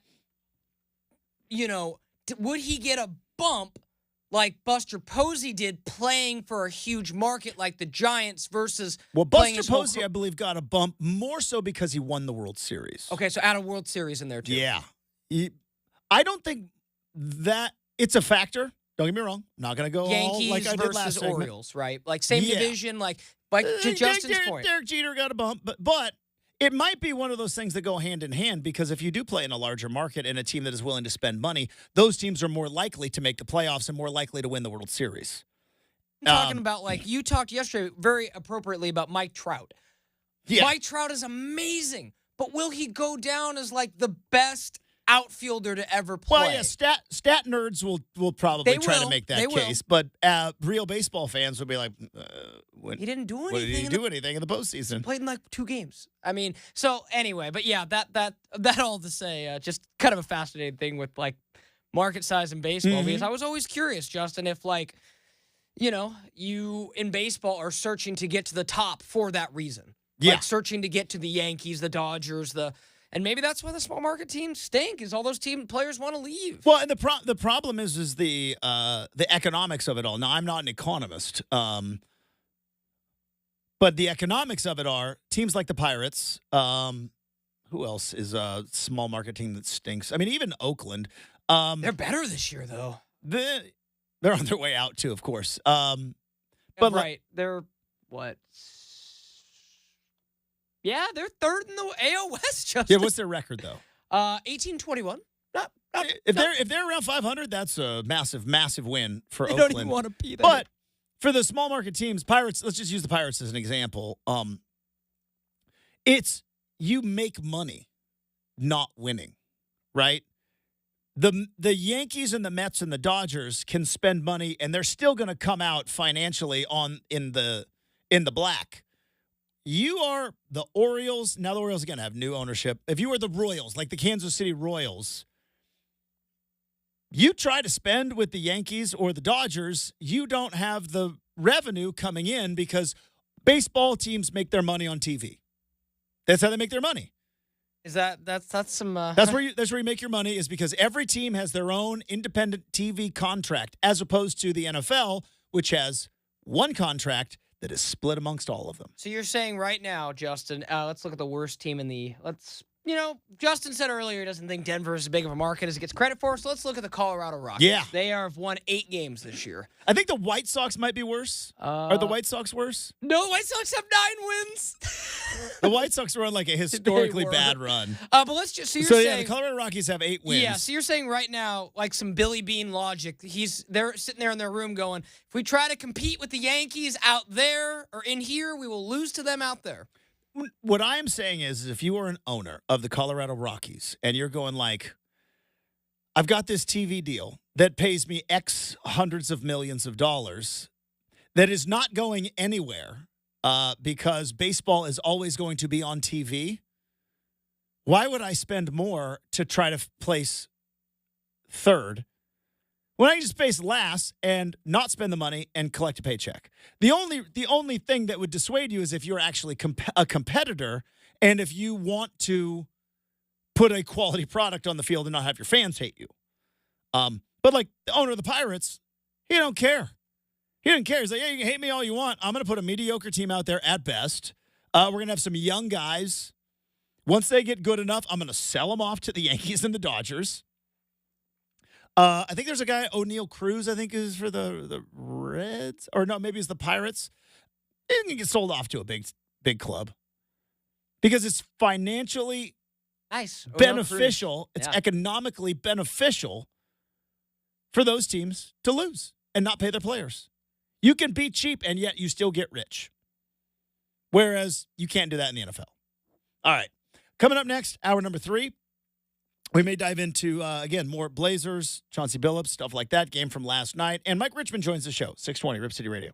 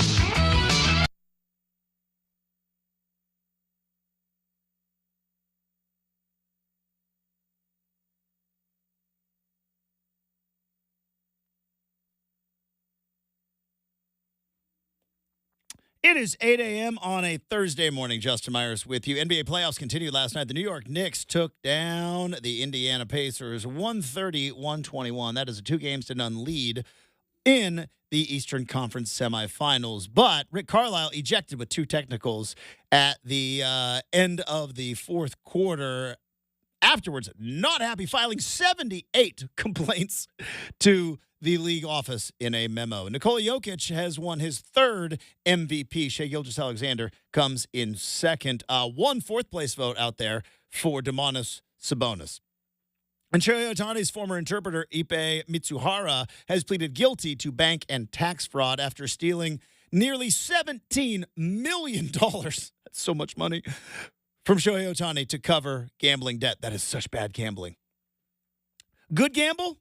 Have Mike Richman on the program because we got all sorts of fun stuff coming up with the Locked On Blazers podcast host in 20 minutes. But Hour 3 starts right now on 620 Rip City Radio.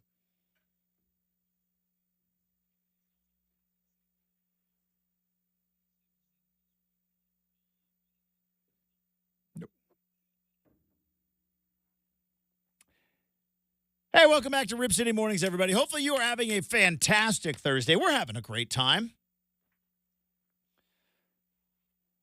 A lot going on in the basketball world, both at the NBA level. Rick Carlisle says small market teams just don't get a fair shake.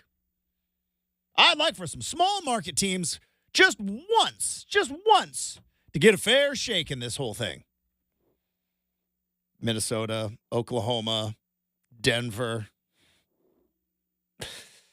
Cleveland. Cleveland's still in the playoffs, Brendan? Yeah, they're playing the Boston Celtics. These little small market teams, because clearly the NBA wants LA in the. Oh wait, LA's not in the postseason anymore. They're not. Okay, I've done enough yelling about markets. So there's that. Jalen Brunson had his moment last night, and he is going to, as the kids still say, receive his flowers. Is that still a thing? Or is that moving on?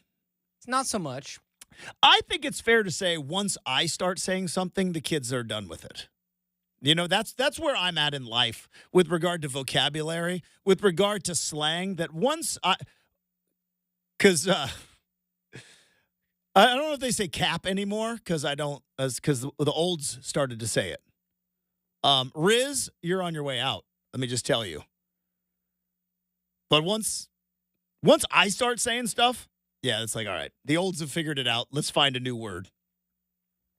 But Jalen Brunson had his moment last night as the Knicks get the victory. They have now won their 2 games at home. The series shifts back to Indiana. But I think the big news around here was an interesting tweet. And look, we have managed to read between nearly every single line of this one post on Twitter from Chris Mannix of Sports Illustrated. Let's reiterate. This is what Chris Mannix said yesterday, 12:34 p.m. yesterday afternoon. Says teams are monitoring Chauncey Billups' situation in Portland. I didn't know there was a situation. League sources have told Sports Illustrated.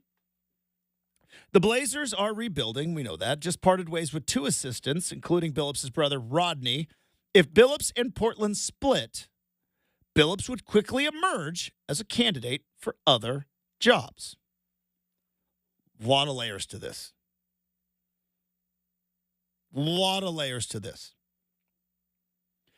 Because if you would have asked me on Friday,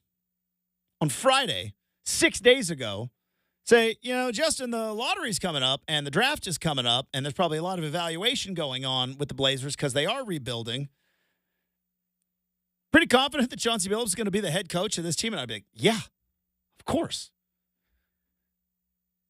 If the Blazers are going to move on from Chauncey Billups, wouldn't they have done so in April? Wouldn't that be like, don't you want to give yourself the most amount of time if you're going to go on with a coaching search? And also, wouldn't you want to give that coach the most amount of opportunities? So if you're going to move, which is why whatever the Phoenix Suns are doing to Frank Vogel right now is not quite criminal, but it's It's a pretty dirty pool. I mean, Justin, I said earlier this week, our coaches scapegoats. That's why. 100%. That was before Darvin Ham got fired. But you would think that if the Blazers, was there anything that we learned in the last month that we didn't know the last month of the season? No. So the timing of this is interesting, and by the way, of this, it's just one report from a league source. Don't know how accurate it is. Maybe by the end of today or maybe by the end of this show, who knows? Maybe the Blazers and Chauncey Billups put out a joint statement saying, these are false. We're both fully committed. Let's go get that lottery ball. Maybe that comes out in the next, but didn't see anything last night, which would have been a really good time to do it. So the timing of this is where I am intrigued. Because like I said, you would think if the Blazers were going to be moving on from Chauncey Billups, you would want to have as much time as possible. But one thing, one wrinkle, one fairly significant event, and I lean back to what I know. And what I know is college football. And in college football, when let's just say Nick Saban retires and Alabama is open, the college football world suddenly changes. Everything is different than it was the day before. In college football, the day before Nick Saban retired, Washington thought they had Kalen DeBoer for probably the next 10 years. Oregon was never nervous about Dan Lanning. Then Nick Saban retires. And guess what? Every fan base is nervous. And Washington was, Oregon was. Now, Washington ultimately lose their coach because that's what happens when that job opens up. All of a sudden, everything you thought you knew is suddenly changed. And coaches who maybe think, I love where I'm at. I love where my family's at. My family. I love the boosters. I love my relationship with the athletic director. Bama's open? Crimson Tide? Nick Saban, that's not a joke? Well, so you had to reevaluate Things exactly change. where your happiness is. Yeah, I mean, to that point, Justin, I mean, there was this one coach who really, really said he enjoyed living in Corvallis, and then, that as well. A middle tier at best Big Ten job came available, and But you know what I'm funny saying? how though? that cookie crumbles. But you know, it's like that one though. Like I know you were outside looking in. You go like it was. I know you will heard never get me to say anything different. I know you won't. I'm just saying, outside looking in, you're like, Jonathan Smith saw what was coming down with regard to the conference, and he ran. Ran from the grind. He did run from the grind, 100%. That was not a surprise. Kalen DeBoer being in the national title game for Washington, then getting another job would have been a surprise if it wasn't Alabama. So that's the point I'm trying to make. So what changed in the NBA for Chauncey Billups to maybe, and again, this is a maybe, this is a hypothetical, but what changed? Because when you read league sources say that Billups would quickly emerge as a candidate for other jobs. What jobs do you speak of, NBA sources? The Lakers? Probably not the Wizards. Probably not. Probably not even the Phoenix Suns if they fire Frank Vogel. I get it. Kevin Durant, Devin Booker, but that is 1 3-month bad stretch of basketball of getting blown up. The Lakers are the Lakers. They just are. I know I went through a whole thing yelling. I almost, again, lost my voice again today because I spent so much time in hour number 2 yelling about markets. And the Lakers are different. They just are. The Lakers are the hot girl of the NBA. They get what they want. The Lakers have hot girl privilege. And people, we've all done it, where it's like, hey, pretty girl comes around. You're willing to let certain things slide. So that's where I wonder if Chauncey Billups was fine in April. Yeah, I'm part of a rebuild. Not exactly what I thought coming in, but, got some young pieces. We got some draft picks coming. Maybe we can finally start getting things going in the right direction, and I can be the coach that takes this team from the depths of despair, which is where the Blazers are right now, and I can bring them out. What? The Lakers' job is open. Well, the whole world has changed. They say in a New York minute, but in the NBA circles, the world changes in an LA coaching change minute.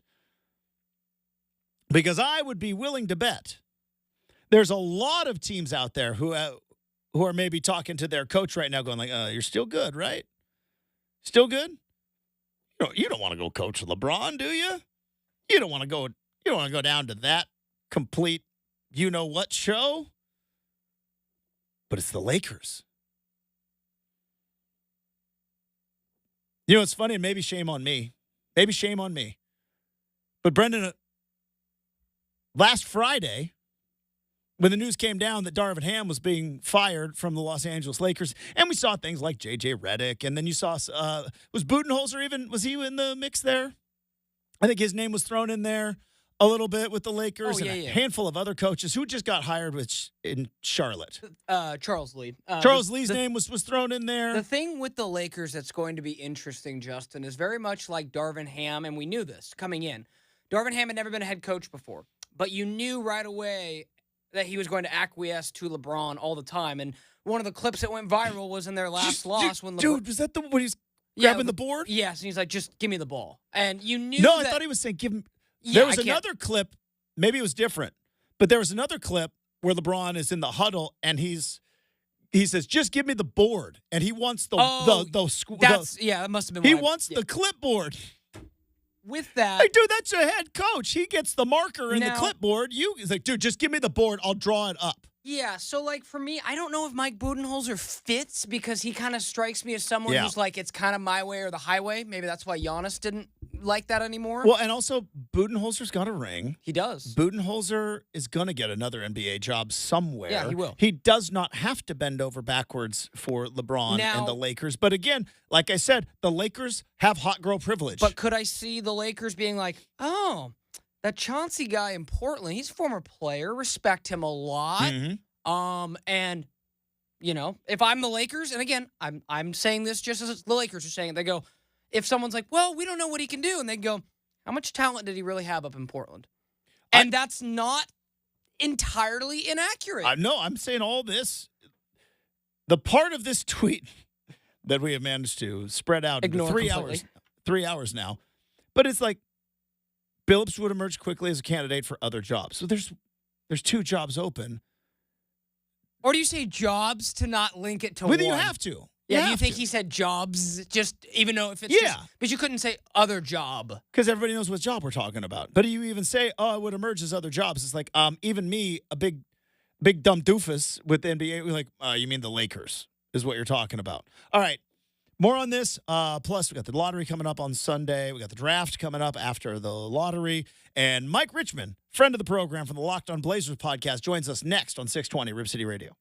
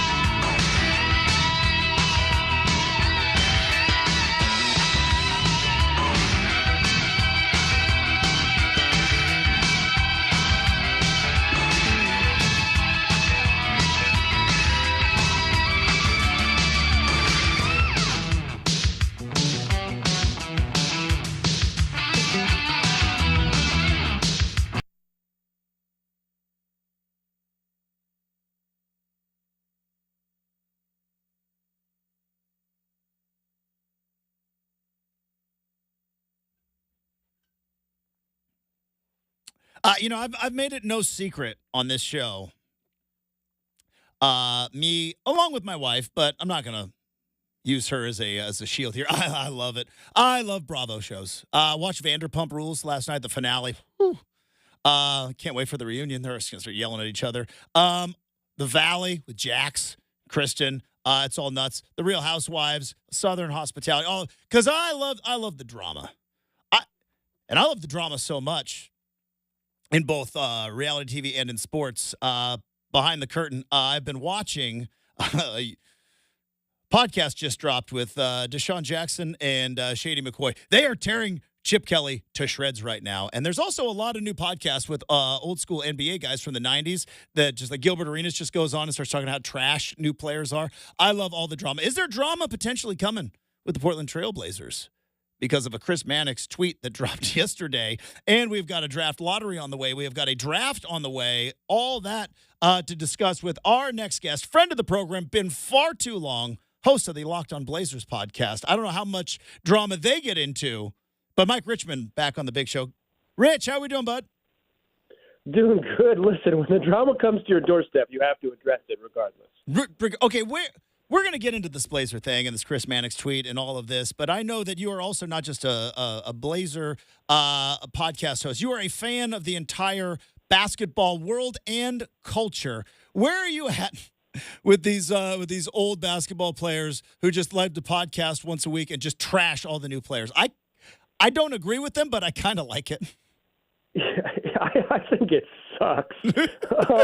It's just like, I don't know. There's a certain flavor to it that is like, I don't like Nikola Jokic. And it would be more fun if they just said that. Yeah. It would be more fun if they just said, I don't like Nikola Jokic because he's boring and weird and he looks like Gru.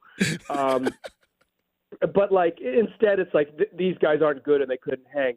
Nikola Jokic would destroy any era. Like it's I don't know. But I will say this. I'm not going to be too critical because a lot of them have like a white nerd as their co-host. And I would love that. I would love that job. I'm open to it. I would be more than willing to be the white nerd on some classic NBA stars podcast. No problem. Sign me up. Well, yeah, you are the pass first point guard host of the Blazer podcast world, and you would be willing to be a pass first point guard of whether it's Pat Bev's got his white nerd, even though he kind of battle raps, and then Shaq's got his white nerd too, doesn't he? Yeah, and like even JJ Redick has a white nerd. Like he is a white nerd. It is a cross-racial thing. It's just like if you're a former basketball player, what you need to host a podcast is a white dork. And if I am one thing, I'm that. It is my time to shine, ladies and gentlemen. All right, let's dive into this because we brought you on because I wanted to talk about the offseason, potential moves for the Blazers. Obviously, there's a lottery coming up on Sunday. I'd be lying to you, Richmond, if I told you like, oh man, I've done a deep dive into this draft. I have not. I've heard of maybe 3 players. All of this, and then lo and behold, Chris Mannix throws out a tweet yesterday saying that there's a situation going on potentially with the Blazers and Chauncey Billups. And we saw the coaching shakeup over the weekend with his brother's contract not being renewed. Some may say that he was fired. Obviously, there's a lot of different situations, and we haven't really heard anything since 12:30 yesterday. What was your reaction when you saw that, knowing kind of the way NBA insiders work as you do, and what is going to be potentially the future of Chauncey Billups and the Portland Trail Blazers right now? Yeah, there's a lot going on in that tweet, right? Yeah. There's a lot of subtext in 2 sentences. I got 3 hours out of it. Listen, you're telling me, brother. As someone who makes content every day, I thank my lucky stars for a 12:30 drop. So the idea that the league is monitoring the situation makes sense. Like monitoring being kind of like a code word for like the sharks circling the waters, but. Everyone's monitoring the situation because it's weird. It's weird what happened. It is odd that the franchise said, no, we're not going to fire Chauncey Billups. He's our coach. And then heading into the offseason, they choose not to renew his lead assistant and his little brother. Yeah. It's not like they fired the whole coaching staff and said, hey, we're going to start over. It was pretty specific choices. And I don't know the contract situation of everyone on the coaching staff, but like not bringing back your lead assistant who's been with you from day one and your little brother is like a thing that I would have monitored. If I was another team, that would get your antenna up and you'd say, hey, that's weird. That's a weird thing. So I'm not surprised that there is that is happening. But if the Blazers were going to fire Chauncey Billups, they would have done it the day the season ended. Yeah. They wouldn't have waited. There's no reason to wait. So what we're kind of watching is Chauncey Billups going to walk away? Is there a relationship that is sort of broken and he's going to quit? And I think that is what folks are monitoring because if the Blazers wanted to fire him, they've had plenty of opportunity to do so. Well, here's what's interesting, Mike, as you said that, and something popped into my head because you said, yeah, we're not going to fire Chauncey Billups. We're 100% behind him. We're moving forward with Chauncey Billups. And then his lead assistant and his little brother, as another assistant, are not going to get renewed. I don't know. It seems very familiar to we want to get a certain point guard some help, and that help is going to be his 19-year-old replacement. It feels very similar to that. It does seem like they're operating in a similar way. We'll do anything to build around Damian Lillard. Anything. We'll be so aggressive to do so. Actually, we're just going to draft another teenager who plays the same position as him. All right, so we're on the same page there. This is the other thing that I thought was interesting as we go into the other sentence that perked my interest up because it said Chauncey Billups would become a lead candidate or not lead, I added that, would become a candidate for other jobs. Okay, so the Wizards is open. I don't think that's the one. What else happened, Mike, in the last, 6 or 7 days? Oh, that's right. The Lakers job is now open. Yeah, the team that's mostly operated by Clutch Sports fired their coach, and Chauncey Billups happens to be represented by Clutch Sports. That is what happened. Boom. So, how much of this? Because again, I'm not an insider. That's why we bring you onto the program. I don't have sources. I went to 2 games this year. Okay, so I rely on you and other actual real reporters, but. It seemed to me, up until the assistant coach shakeup, that there was no situation to monitor for the last month. And so that's why I'm just wondering, is this whole thing a domino effect from the Lakers job opening up? Yeah, and like one of the dominoes effects of the Lakers job might be there's been some reporting that they're interested in Monty Williams who's coaching Detroit. So there could be, it might not just be the Clutch connection, which is a very obvious one. Agents run the league. It's incredibly important to sort of understand that. But if Monty Williams were to leave, then another place where Chauncey has deep roots in Detroit would also have an opening. And it would be a job that I think, quite frankly, would make more sense for him in general, although I think he would rather coach a good team. I think he's been pretty clear that he would rather coach a good team than a bad team. Who wouldn't? Who among us wouldn't want to coach a good team as opposed to a bad team? So there's a lot there. I would be surprised if Chauncey Billups immediately got a head coaching job. He's won like less than 35% of his games. Some of that intentional. Obviously, the team has built bad rosters, and then they've tried to lose games at the end of each season. So that's not all on him. But I think Billups has mostly underachieved. So I would be surprised if he were to get a head coaching job, but anything's possible. The NBA is very weird. And like he's still Chauncey freaking Billups. Like he's still a Hall of Fame point guard with won a Finals MVP and all that, and like played in the league. He played games against some players who are still in the league, including Damian Lillard and LeBron James. Like he's not that far removed. Mike Richman, host of the Locked On Blazers podcast. He's a friend of the program, joining us here on 620 Rip City Radio. You mentioned that like the last week has been kind of weird. I mean, I talked about this earlier in the show.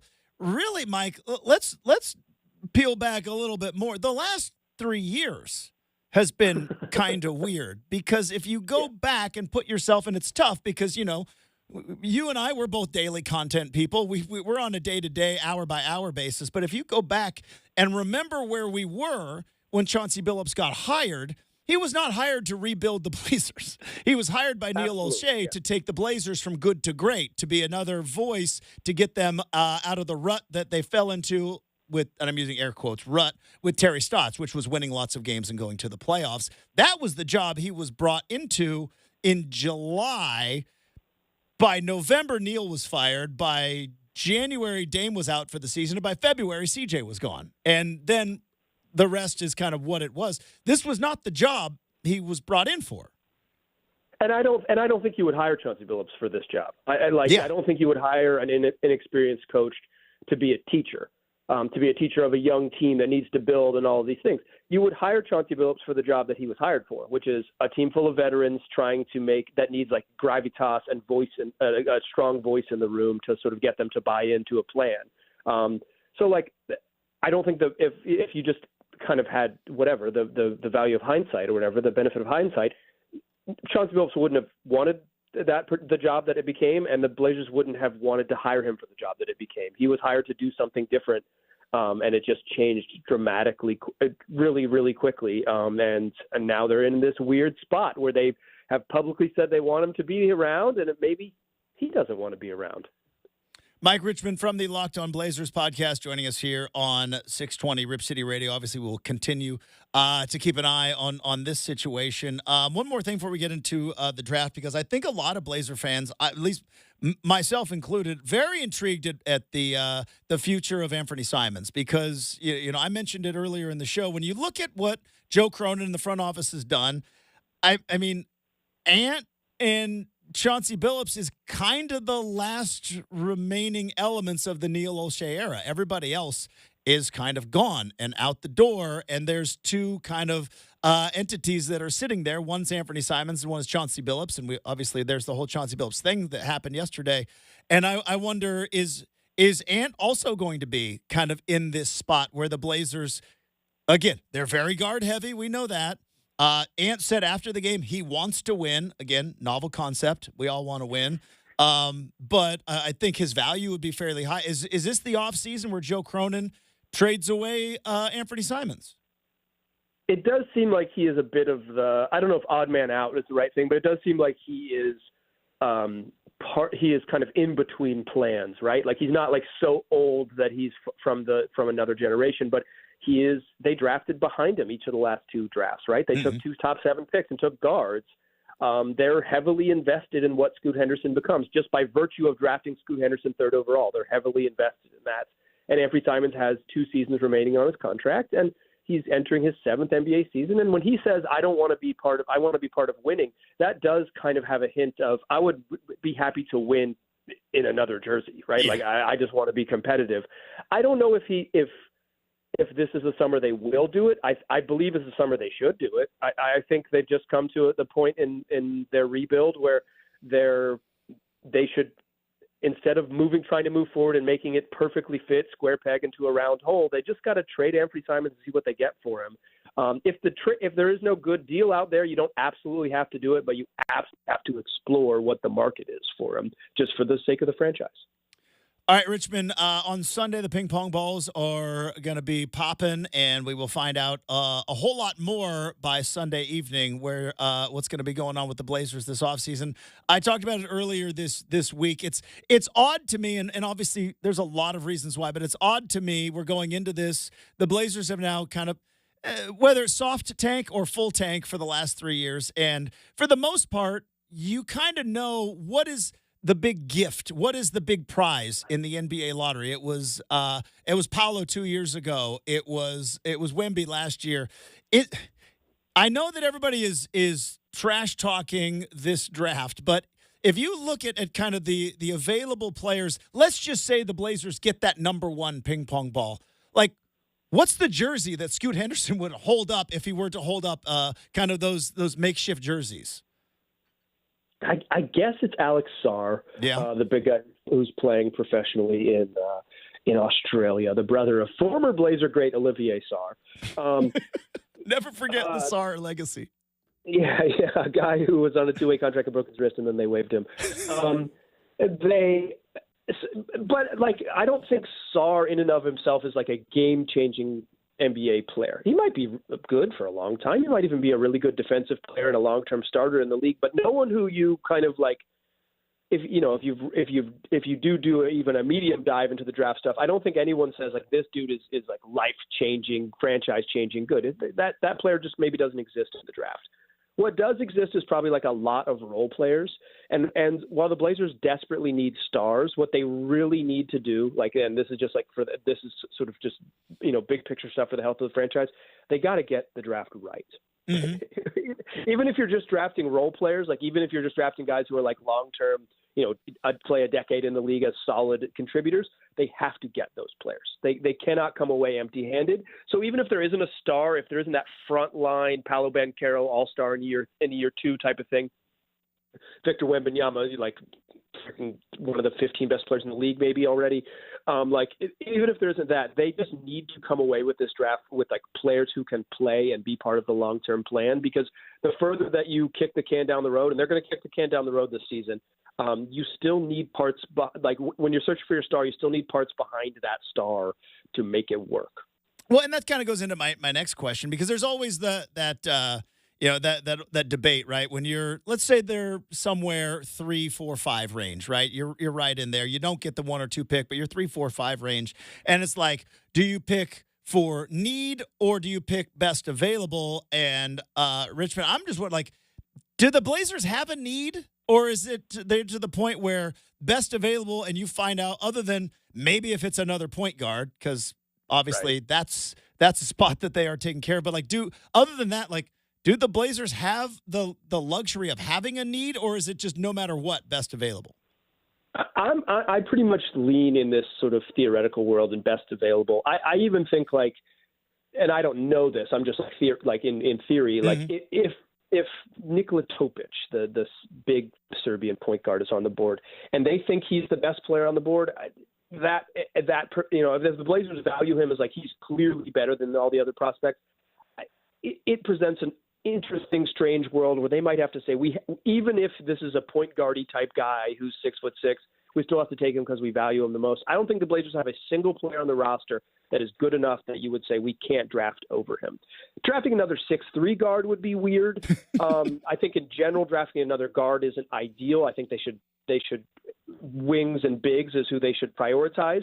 But I don't think they have anyone on the roster that if they, in their scouting, because they're better at this than I am, in their scouting world, if they believe someone is that level of a player, that they can say, hey, we already have that position filled. Because when you do that, you draft Martell Webster over Chris Paul, and you don't want to get there. You don't want to be there because you don't want to prioritize Sebastian Telfair 20 years later. I could just see the pain in producer Brendan's eyes as you just dropped the Martell Webster over Chris Paul. Mike Richman, he is the host of the Locked On Blazers podcast. You can follow him on X or Twitter at Mike G. Rich. Tweets less than I do, which, tip of the cap, Richman. Impressive, because I thought I was the worst tweeter in Portland media. Tweets less than I do, and probably much happier for it. Well, no one's paying me to send tweets anymore, Boom. So exactly right. Find the other places. There it is. And the other place is the Locked On Blazers podcast. And from time to time, even though he's not paid to appear on this show, he is very generous with his time. Hey, Rich, always love talking to you, bud. Have a great day. Have a good weekend. We'll talk to you soon. Thanks, Justin. See you, man. There you go, Mike Richman. A lot of good stuff there. A lot of good stuff there. And it kind of goes back to what we were talking about, right? This was not the job that Chauncey Billups was hired for. And because clearly when Chauncey Billups was hired, this organization was in a different spot. And the Pistons thing, Brendan, I didn't think about that. Pistons thing's interesting. Now, they stink like the Blazers stink, but Chauncey Billups is a Pistons legend. Clearly has a history with the organization. If Monty Williams ends up getting that Lakers job, which I don't think he's going to, but maybe he will. That's interesting. All right. A lot of interesting things. More importantly, an RCM mailbag to wrap up the show next. 620 Rip City Radio.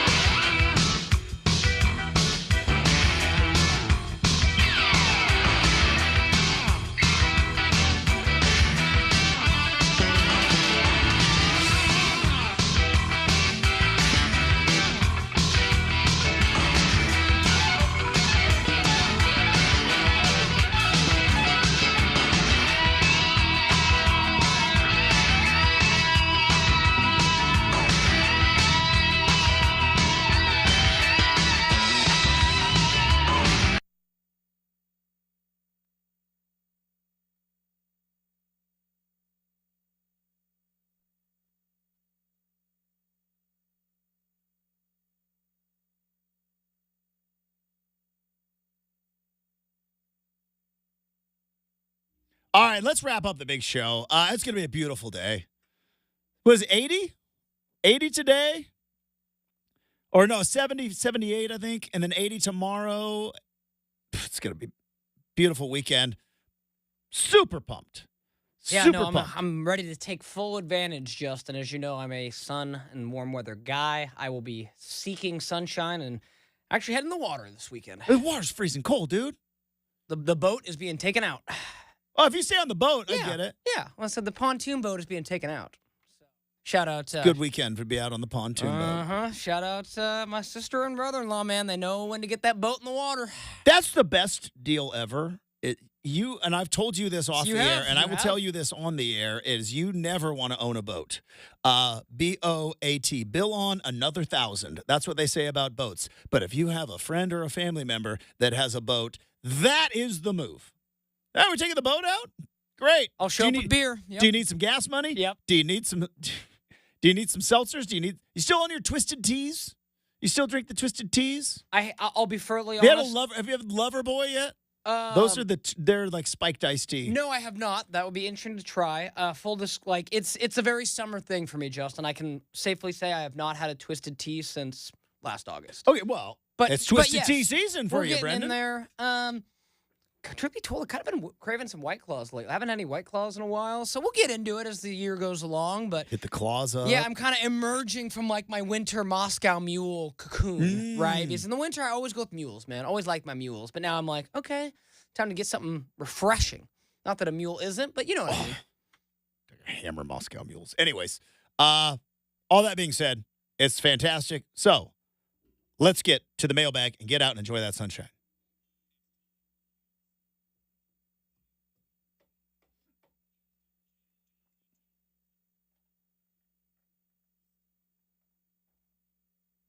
All right, Justin. Question for you that's kind of a unique twist on the mailbag. Okay. So I'm curious, what was the and you can give me the version that would be appropriate, but I'm curious, when you were in middle school, high school, Got it. did you and your friends ever, do something that maybe wasn't how do I phrase this for instance, okay, I'll give you the context of where this is. So, Justin, very recently, I saw this story, absolutely blew my mind. There were some teenagers in a suburb of Denver.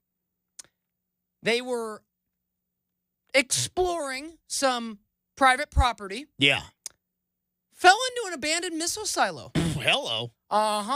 And became this big old story this week about how, there's a lot of old United States missile silos that are on private property and yada, yada, yada. And one of these kids actually, got hurt pretty bad. He's going to be okay. But, was I remember, when we were in school, we'd go walk the train tracks. And that's not necessarily, the abandoned trail tracks in Sherwood. But, do you ever do anything that was kind of risque or anything? All the time. Kind of like that? Did it all the time. No missile silos, No missile silos. in Now, Winston. here's the thing. I didn't drink in high school. I waited till college, then I made up for lost time. So I didn't party in high school, but I had some friends that may have, and there was there's a place known as the Rock Pit, and if you were of my age, you know about the Rock Pit, and there was a sneaking off place known as the Rock Pit, where the kids may have gone and done stuff that they were not old enough to be doing, if you know what I mean. So there was that. Always, always, always cut across people's backyards. So again, before I got my driver's license. So you said middle school, right? When I was in middle school, we lived on our bikes. No helmets, no padding. We lived on our bikes. And boy, if we could find a shortcut, and I cut through a lot of backyards, cut through a lot of private property, and it was dangerous because people had mean dogs, and there was a lot of, there's no cameras on this property, but there's a gun. You know what I mean? A lot of those signs that are up. But yeah, we would hopped a lot of fences and cut through a lot of backyards. That's apparently what this group of friends did, Justin. They were trying to gain access to the site by crawling through a broken gate. Yeah. And then it was an 18-year-old that fell 30 feet into a silo. Kid's lucky to be alive. Yeah. I mean, hey, just think about it in your head, folks. Missile silos all underground. Missiles pretty tall, right? So you got to go deep. Now, you also grew up in a time where I'm sure most of your school were fairly new, right? Fairly new? My middle school had a bomb shelter, if that's what you're... No, what I'm going is like old doors with old door locks. Again, I think the statute of limitations is up on this one. But my middle school is really old. So my high school was built in the 50s, right? So was my middle school. There most of the doors and the door locks were from the 50s. And door locks don't stay, solid all the time. And sometimes you can, let's just say, me and some people I know where they kept the soda for the soda machines. And let's just say that door lock wasn't that secure. And the pantry lock that they had was not that secure. Wait, what a either. concept. Well, you're saying that Justin's school actually had soda in the schools? Yeah. Thanks, Michelle. We still own that years later, dude. I remember that in middle school. Yeah, the first lady didn't take away our soda it was she did literally, yours. We're sitting there in middle school, and I'll never forget my friends being like, yep, the reason our school at lunch sucks and we don't have soda anymore, that's Michelle. I don't know if that's entirely true, but it's just been fun to roll with all these years. You know what I mean? We knew where they kept the soda that was stocking the soda machine. And it was a school that was built in the 50s, and the lock wasn't exactly sturdy. You know what I mean? Yeah. Okay. But yeah, like I name no names. I give no names. Yeah, but Justin, I'm sorry with this. It could have been something we mentioned and stuff on the internet too, because I totally spaced on reading this story. But how? I mean, again, I know this. We've all been there. We're all kids. We've all done stupid things. I've done stupid things. I'm like, man. But I don't know if approaching a missile silo is the move. Of the five... But do you know it's a missile silo, though? Or do you just think it's like a... They knew. They knew. So now, I don't think they wanted to fall in. But they wanted to be hidden so they could, maybe smoke some cigarettes or drink some beers. Anything else. But, I mean, Don't do that, by the way. Go. We do not approve. We disavow. But, Justin, abandoned since the late 60s, man. Who knows what was... in that 50 years of sitting underground. Yeah, I lived near the woods, and there was a lot of places you could maybe look at a certain magazine. Nice. Nice. You know what I mean? Nice. That's nice. And again, no cell phones. So there was just, we got into some mischief, certainly. All right, that's going to do it for the show. Thanks to Mike Richman. Thanks, super producer Brenden. Thanks to all of you. Thanks for hanging out with us. We are back. It's a Fancy Coffee Friday tomorrow morning on 620 Rip City Radio.